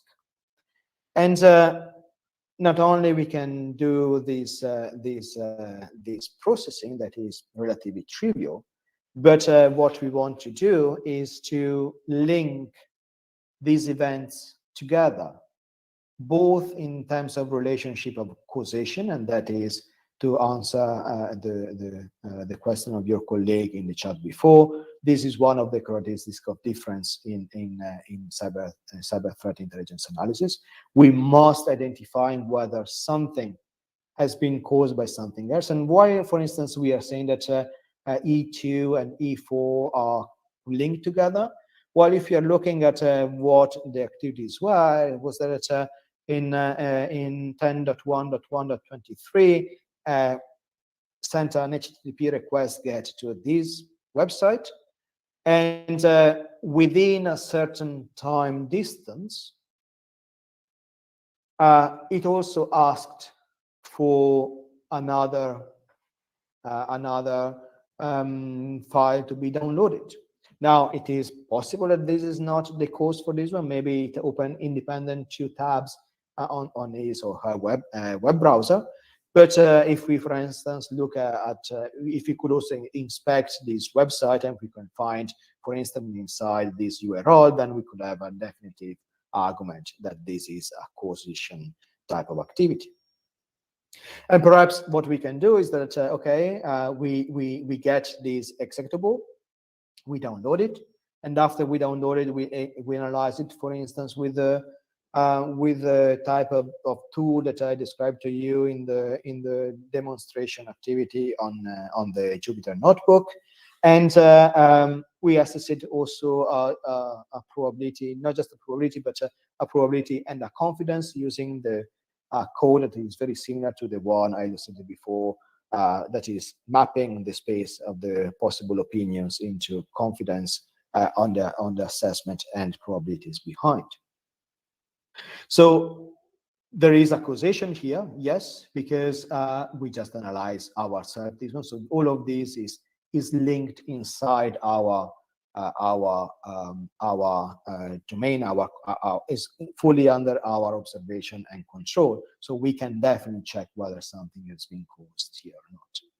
And then there is the other type of linkages that we can have between events. That is an aggregation type of activity that is trying to abstract as much as possible from the specificity of some of the events in order to create higher type of concept.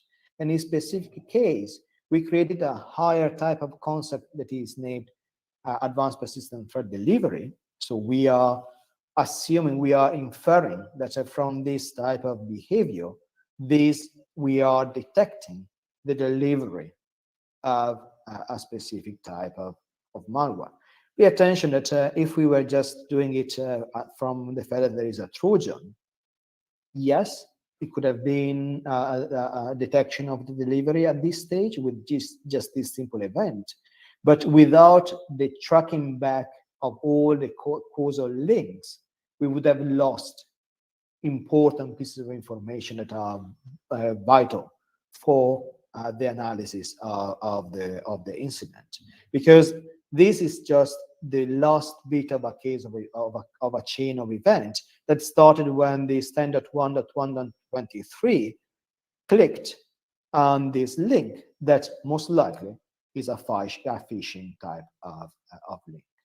So if we are going back from there and ask this person or check in our log how or which type of information the standard 1.1.23 received in the past, then we can also get another causal link that is suggesting how this event was created. So we can expand further back in time the causal links that are collecting together this APT delivery type of event.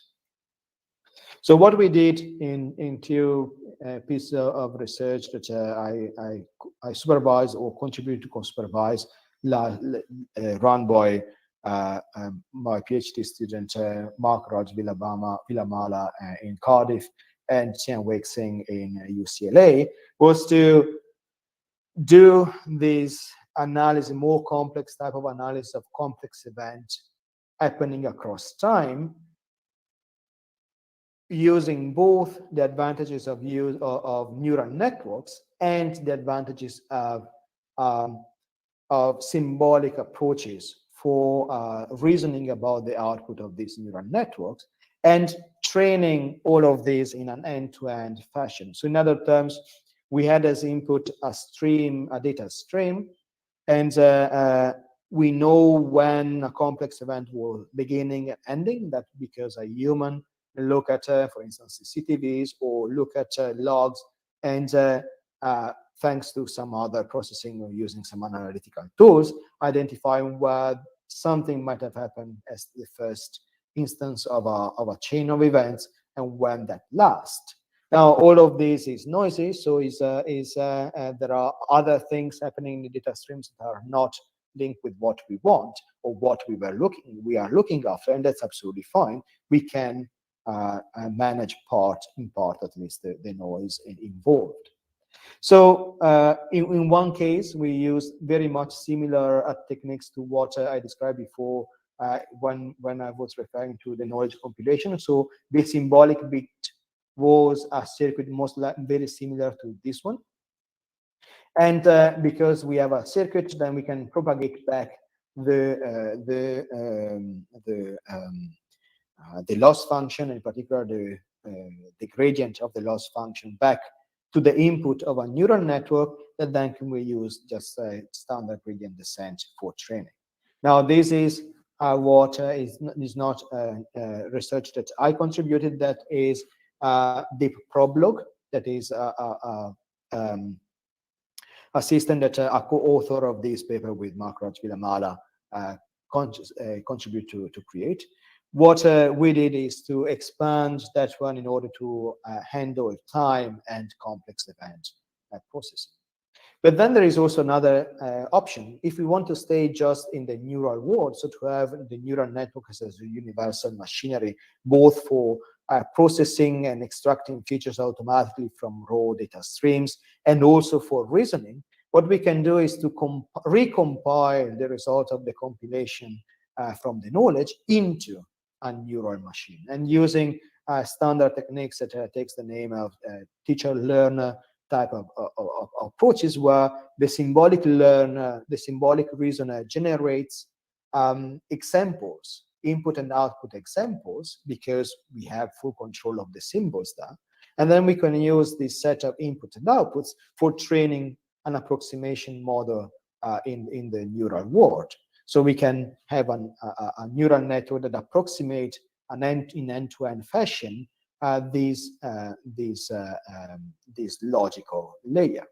And once we have our neural network here, we can just merge together these two networks and then just use standard backpropagation algorithm for training, paying attention to leave this upper layer as marked to be untrainable, because we already trained them. That is already knowledge. We already compiled the knowledge that is coming from the analyst. And in ongoing work, what we are doing is also looking at how we can derive this logical symbolic layer using inductive logic programming and using just very sparsely annotated data set, so to reduce even further the need and the burden on the analyst to provide a fully annotated data set, and at the same time being able to reason about especially time constraints and time relationship, as well as identifying as much as possible causal links. So just to summarize, this research led to identifying these neurosymbolic approaches with, apologies, I'm just put on mute for a second. Sorry, there was an ambulance passing by. So the result is being able to detect complex events in a way that is much more accurate than just standard C3D, that is a type of neural networks that is considering time in a convolutionary setting, or recursive neural networks, that is other versions of neural networks which are embedding the notion of recursiveness and time. So part of the frontier is in this integration between neural and symbolic, and this is an open world. There are several schools of thoughts. What I illustrated so far is just a tiny representation of that one.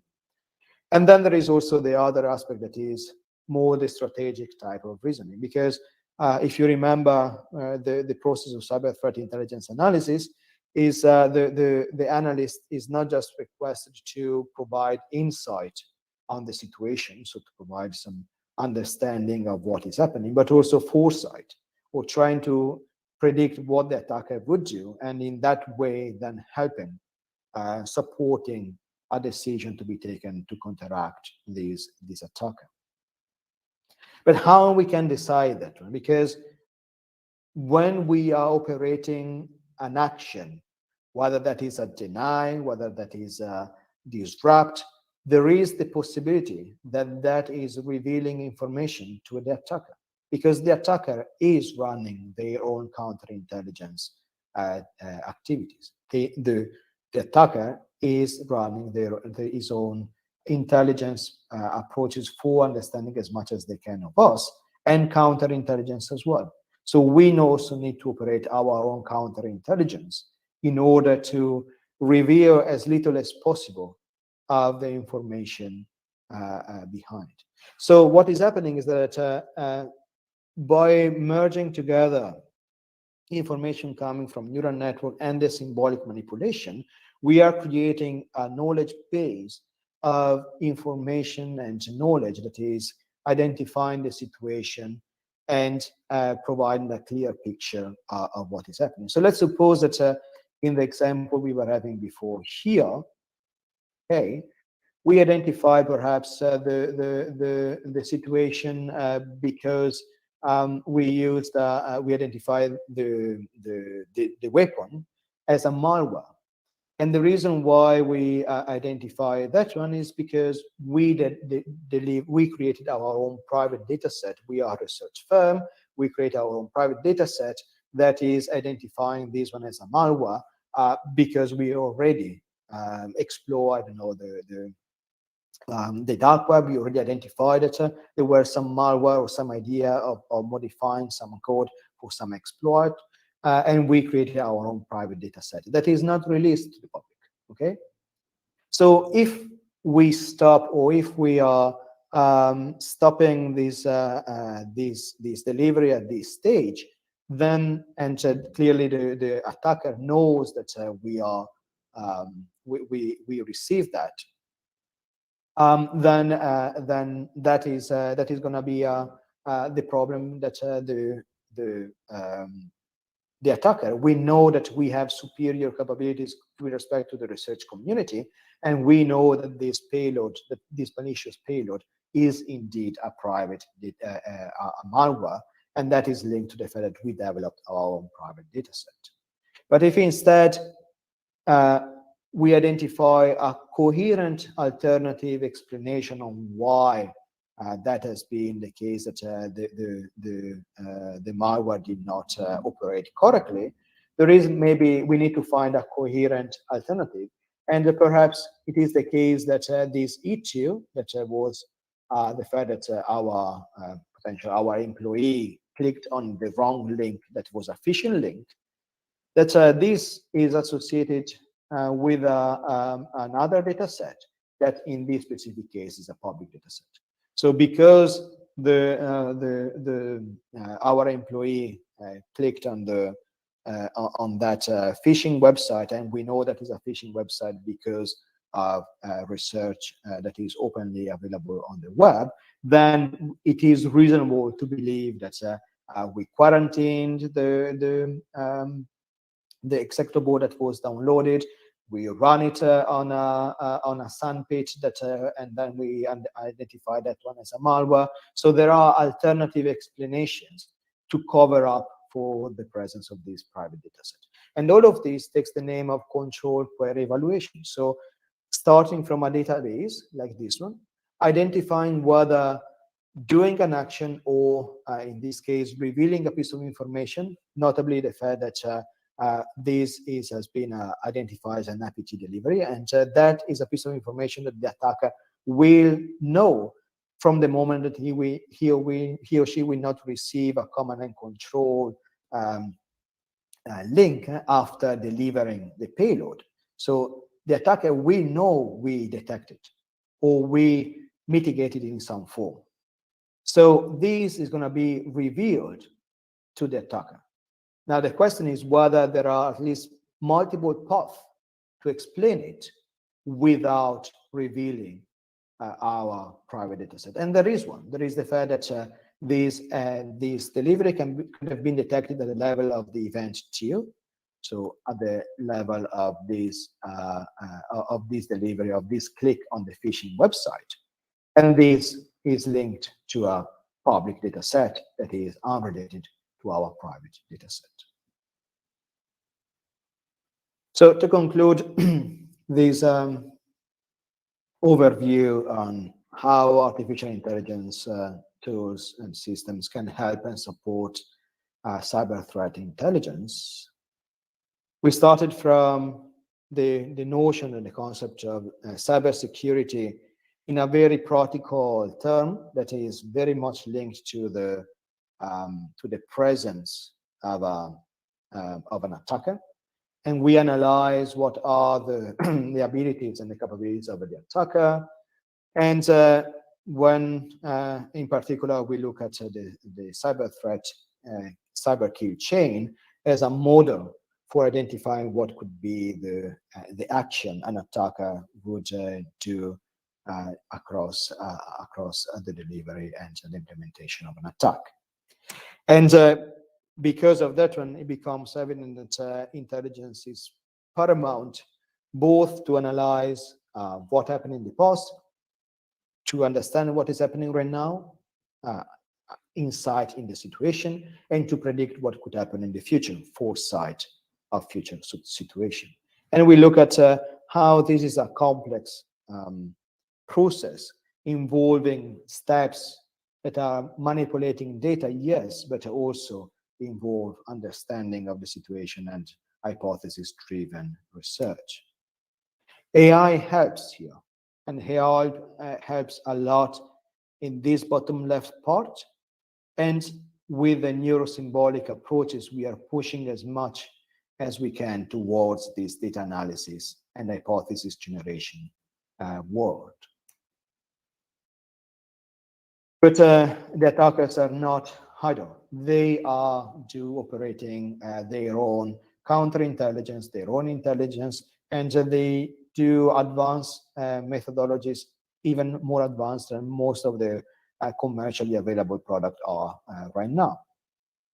So that's why one of possible activities that is needed is to push uncertainty awareness inside as many products as possible, so to have a correct and understandable characterization of both aleatory and epistemic uncertainty.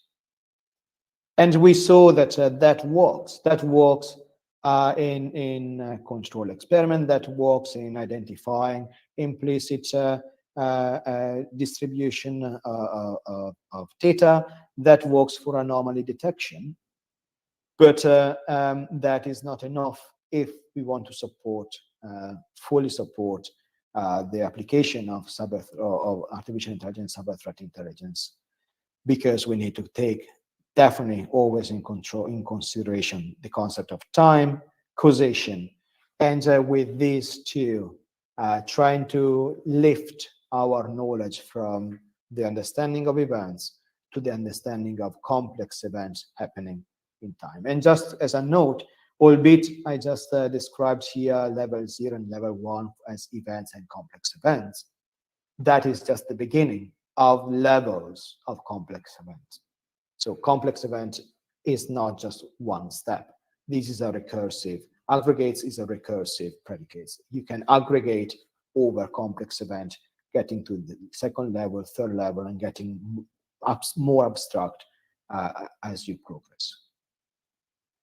And finally, to fully support cyber threat intelligence analysts, we need to enter the world of game theory and control query evaluation in order to provide a coherent picture of what could be counterintelligence activities that are needed in order to reveal as little as information possible to the attacker while receiving and achieving our goal of protecting our systems. So with this one, I conclude this presentation. I just want to acknowledge that all of this research has not been just my personal work. I had the luck to work with an outstanding group of colleagues, both at the level of co-investigators and intern PhD and postdocs. And if you have any question, even beyond this session, or if you have any curiosity, inquiry, please do not hesitate to contact me via email at this address. So with this one, I thank you again for your patience, for your time, for the invitation. That gave me great pleasure for being here. And I welcome any question in the case there are at this stage. I'm happy to stay for some more time.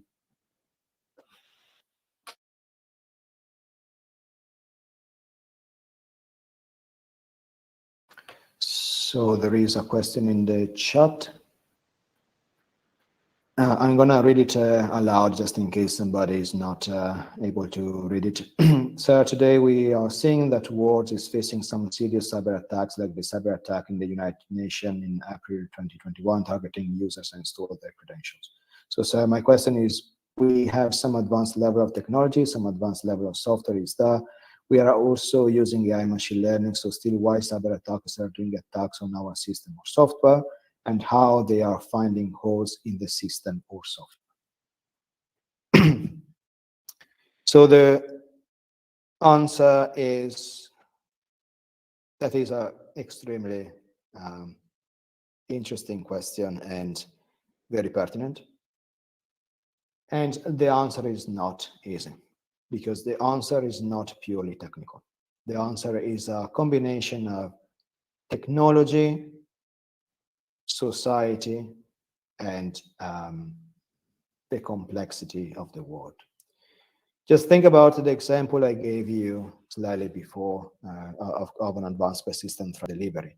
That started because a user clicked on a phishing website. So there is always a human component that is beyond control and is beyond full protection. We are getting better at detecting phishing activities. We are getting better at detecting what is called social engineering. Social engineering is the set of techniques and activities that an attacker is putting in place in order to identify vulnerabilities in the human component. Whenever you are receiving a phishing email, I'm pretty sure each of you receive it in the post.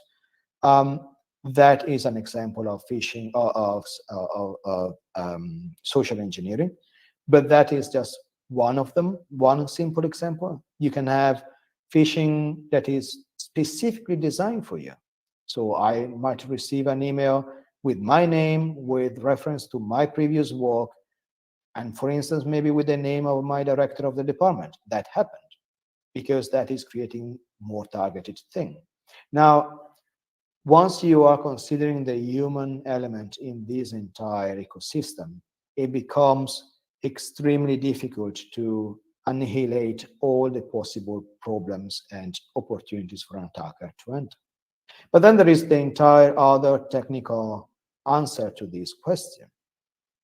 So whatever we are currently using Google Meet. Google Meet is currently using most likely an encrypted channel between us and our data server in Google. Google is using data servers across the world, so this connection might be re-pinged from India to the United States to Europe.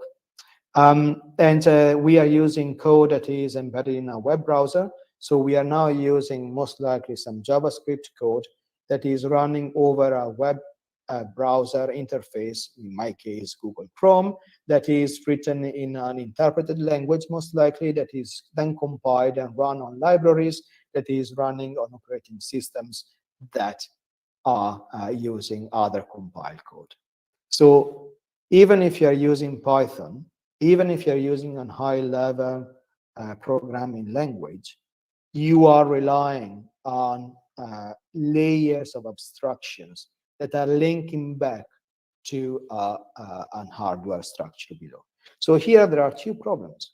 From one side, we have the problem of layers of abstractions, that each layer of abstraction can introduce vulnerability. Why that? Because we are not perfect in writing code. And why we're not perfect in writing code? Because most likely we are not having the perfect the perfect requirements. We do not have the perfect tools, and sometimes we don't have the time for doing the perfect piece of work. Just think about all the problem we have right now with Internet of Things is because mostly firms are eager to get to the market with firmware that is not fully tested, because they want just to deliver the latest camera, that IP camera, to the market at the lowest price. So there is the entire set of problem linked to the abstraction, and then there is the problem inherent in the hardware, because currently what we are using is a hardware that is modeled over the von Neumann type of machine that is mixing together code and data. So in the RAM memory of my computer right now, there is both the code that is running this video stream, and as well as the data that I as a human can input. And all of them are in the same memory.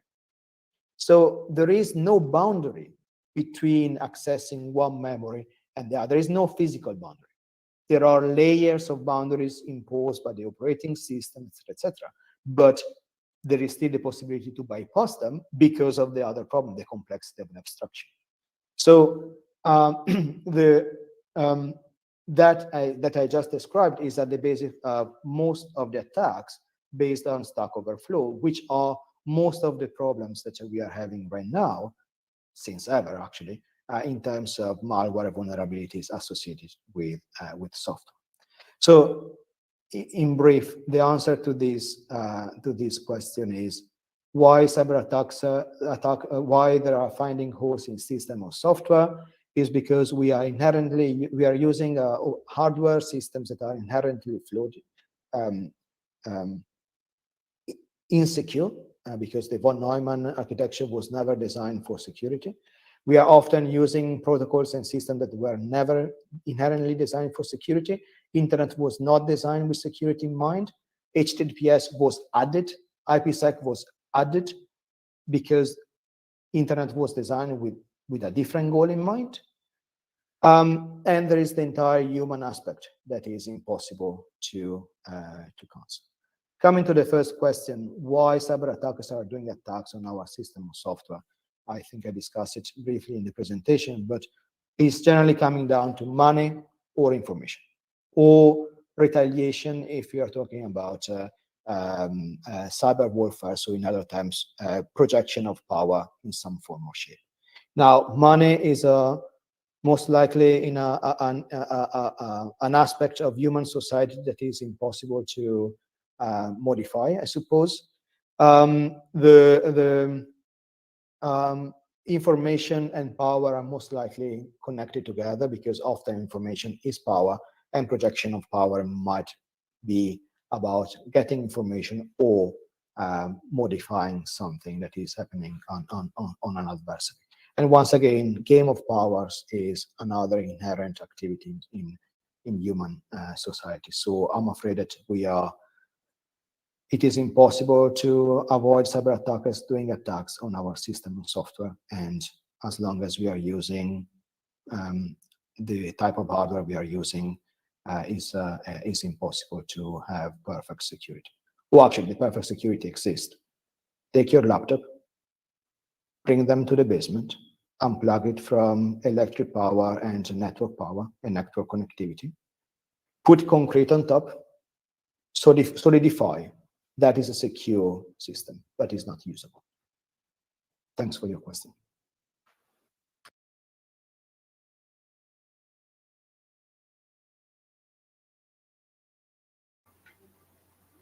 You can still continue asking questions.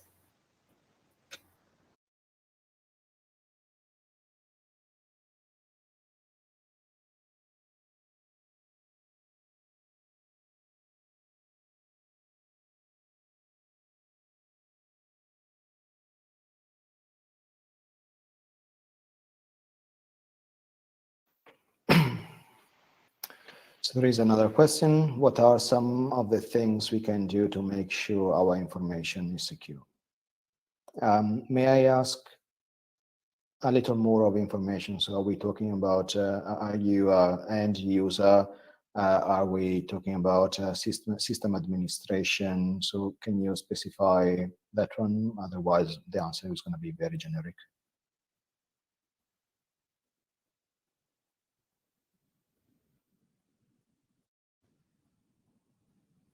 Credentials that would be damaging in the wrong hands. Well, that is bank's details. Okay, great. So that is a type of it looks like a end user type of settings, unless you are a system admin. In that case, please write it down in the chat, and I will amend it. I will integrate the answer in a second. But if you are an end user and you want to protect your own digital identity, because that is what we are talking about, we all have digital identities. Please note that I use the plural. We all have digital identities in the cyber world. I am a cyber identity that is my email account, my Google profile. Right now, I have another another identity that is linked to my personal Gmail account, or my personal X email account, or Y email account, or my social media, etc. That is creating this set of digital identities that are integrating my real person identity. All of that comes down to information. Is the email address I'm using, is that string of letter that identifies me univocally around the world. Federico.Cerutti@unibs.it is univocally identifying me in the world. But then there are other aspects that are in more sensible, that are behind some of these digital identities. So your colleague was talking about bank details. I suppose that in general, credentials in general, which means that even your username and password are element of these credentials. So there are at this point two distinctions that needs to be made. There are credentials that are made and need to be used by humans. So if you are frequently enter a system, then you cannot use a digital cryptographic key for identifying yourself. at least you cannot remember it. Which means that that's why we use passwords, because we want to make secure enough, but usable enough for the user to use our system. What we realize is that passwords are great because we can keep in mind, but they are not so great because we cannot keep in mind very strong passwords. And most important, we cannot keep in mind passwords that that can be very long and that are different from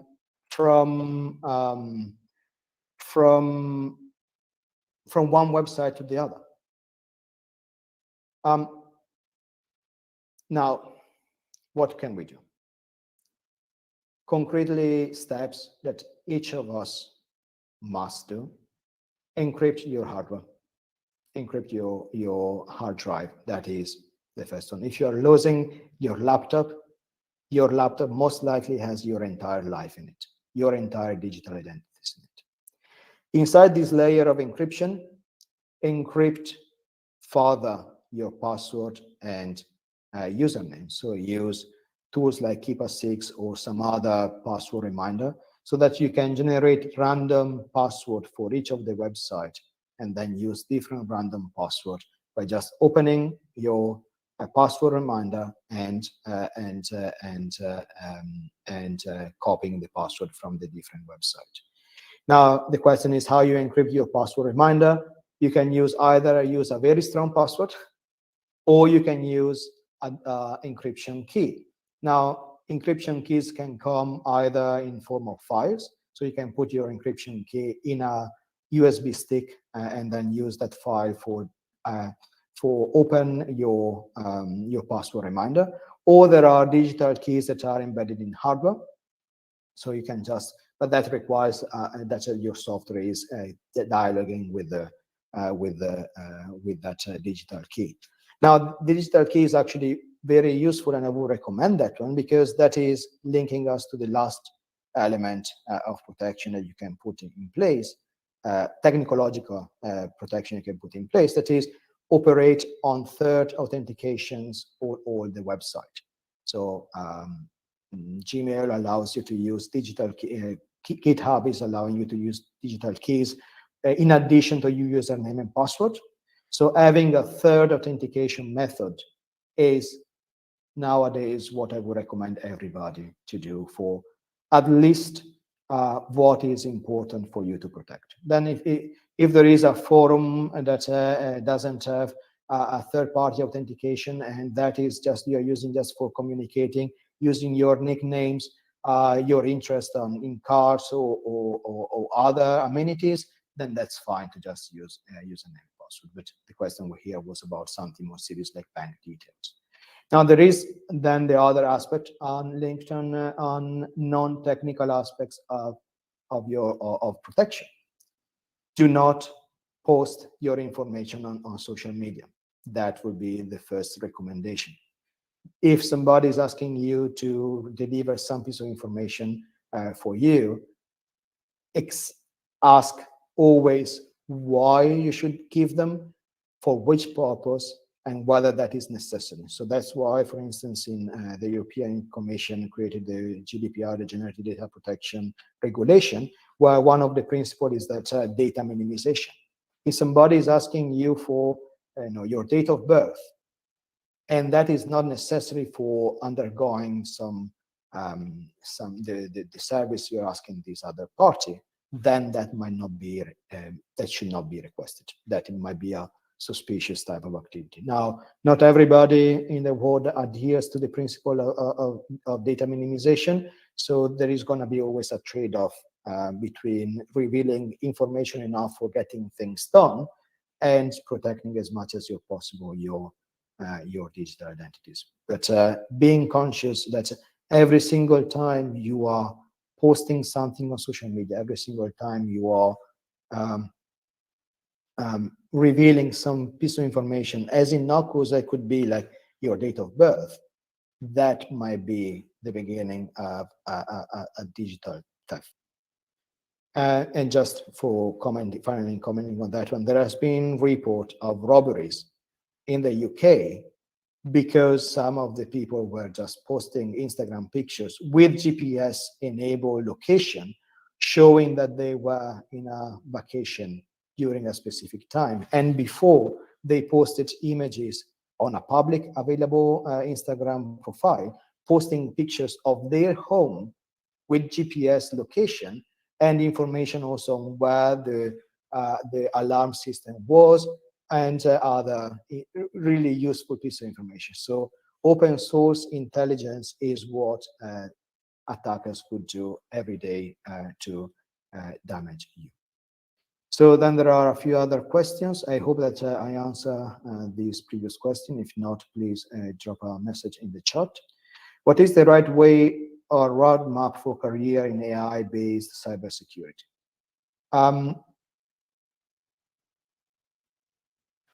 Bachelor, master, PhD, postdoc. In the sense that, or at least PhD. You can, after a master degree, or after a bachelor degree, you can get to a specific, to some level of understanding also of AI and cybersecurity.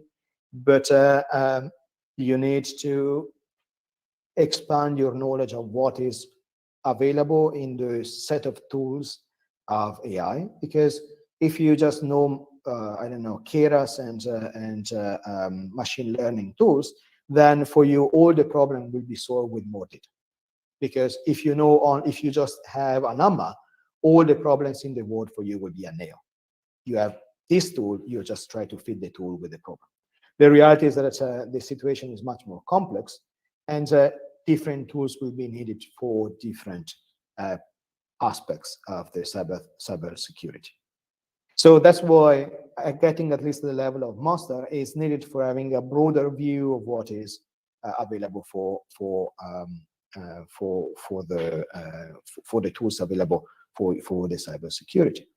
But then that is good enough for entering perhaps industry, and so there are several analytic tools from particularly IBM, Microsoft, and I think one also was relevant in other countries, that I'm sure that they are very welcoming you after a master degree in cybersecurity and AI, because often they do not have enough experience on board. So if you want to enter one of these type of companies, you are going to be great after a master with this subdiscipline. What is the problem? The problem is that it's most likely that those companies are going to be exploiting your knowledge, in particular to keep up and to need to bring up the level of awareness of all the workforce. So yes, you're going to be doing AI and cybersecurity, but it might be the case that for a long period of time, you will not have the time to continuously learn new techniques and new programs. So that's why I would recommend also a PhD on a specific topic that is linked with AI and cybersecurity. Now, a PhD is a very narrowed focus type of activity for project. So yes, you will not expand your knowledge of what is available. That partially, but most likely is not going to increase much. But you are going to have a laser focus, attention to the details and understanding of the problem. And that is going to be extremely valuable for whoever wants to hire you after, if they want to expand or implement or deliver an entirely new product or project idea. So in the type of companies I mentioned before, you will often notice that the designer have a PhD and the implementers have a master degree. So depending on the level you want to reach, that is the progression. If you then want to get to the point that you want to be at the forefront of research and get to the higher position in some of the top companies in the world, then most likely you need to consider also a few years of postdoc, where you are showing that you can make a huge impact in the research community in this type of situation. So there is not a right way or roadmap. Depends very much on your aspiration, your constraints, your situation. That is quite a general setting for answer. If you want to discuss further your specific setting, happy to do it with us. Happy to have a separate session one-to-one, so just drop me an email. Another question, so using Tor browser for private or confidential data transfer or communication to make sure that anonymity of the person is ensured, as it was used only for military purpose earlier, but is open to all. So my question is, can it be compromised using AI nowadays, even though staying under different layers of IPs? So there are two problems with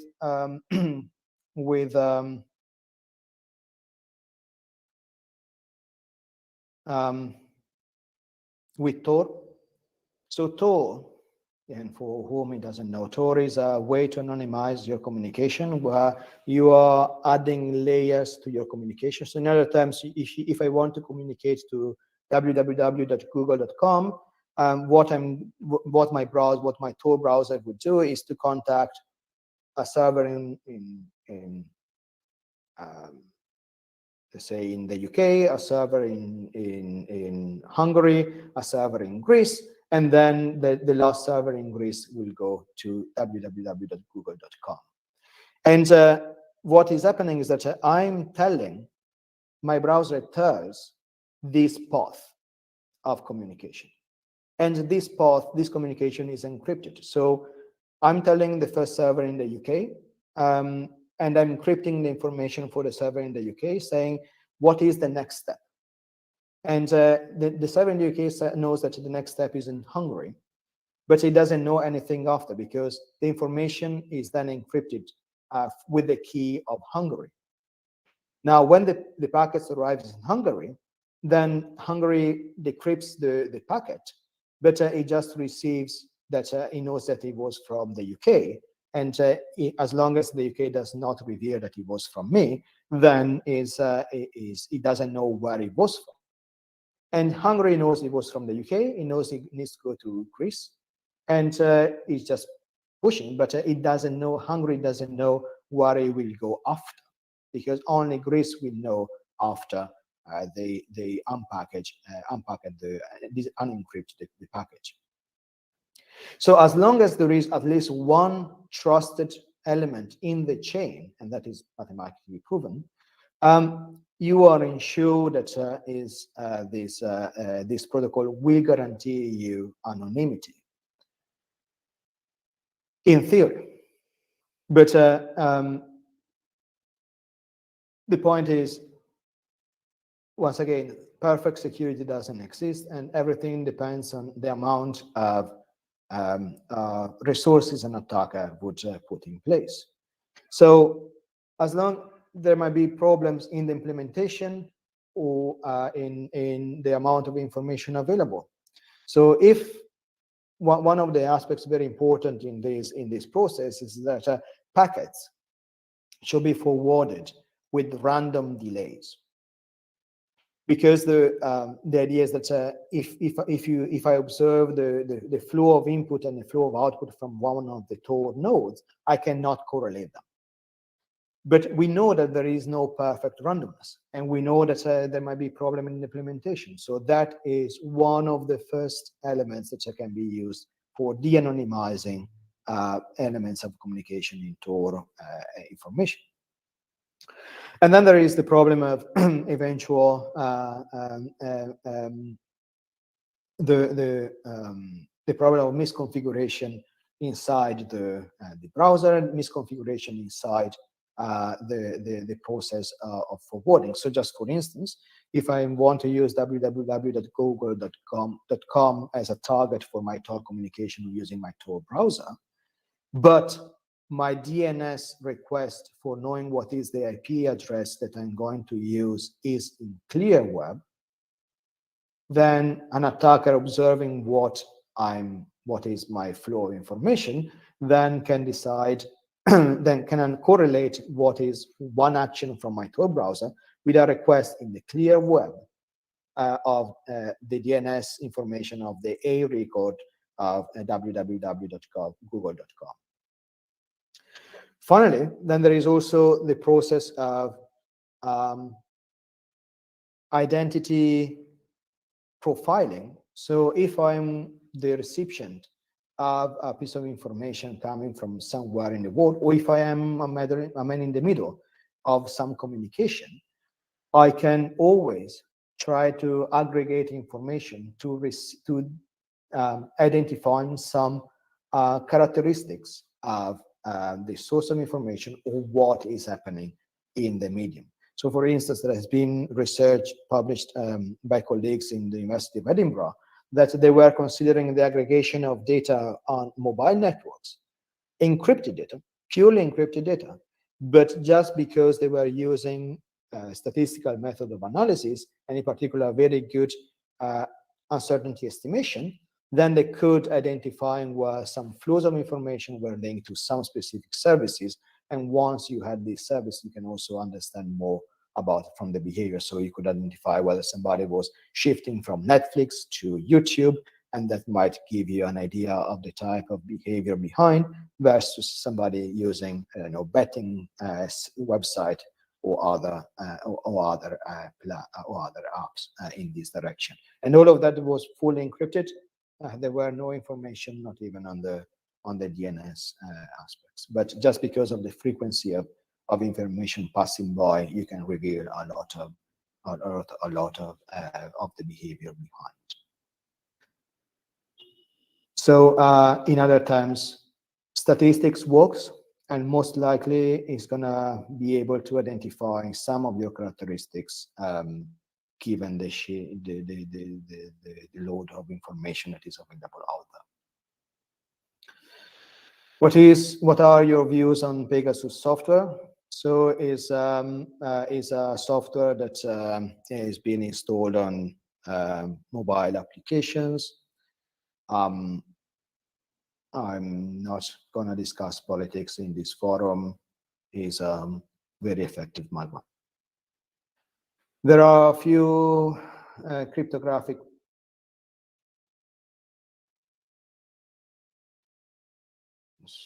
obsolete.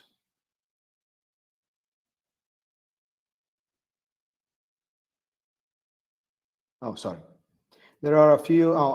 There are a few obsolete cryptographic password hashing function available, and in a couple of funding inverse and almost all function. Then shouldn't these hashing function like bcrypt be obsolete? What is your opinion? Why we still use these hashing functions? So the answer is once again complex and articulated. In general, as software developers, you should remember one thing for the rest of your life. The software never dies. So there are still firms running corporate data centers in-house with IBM product that were produced in the 1980s, probably longer before most of you were born. And they are still in function. We have industrial computers that are running since decades. We are talking about 40, 50 years of lifespan. And there is no time, there is no money to update all the amount of information and all the code that is running behind them. Also because some of the programming languages are unknown right now.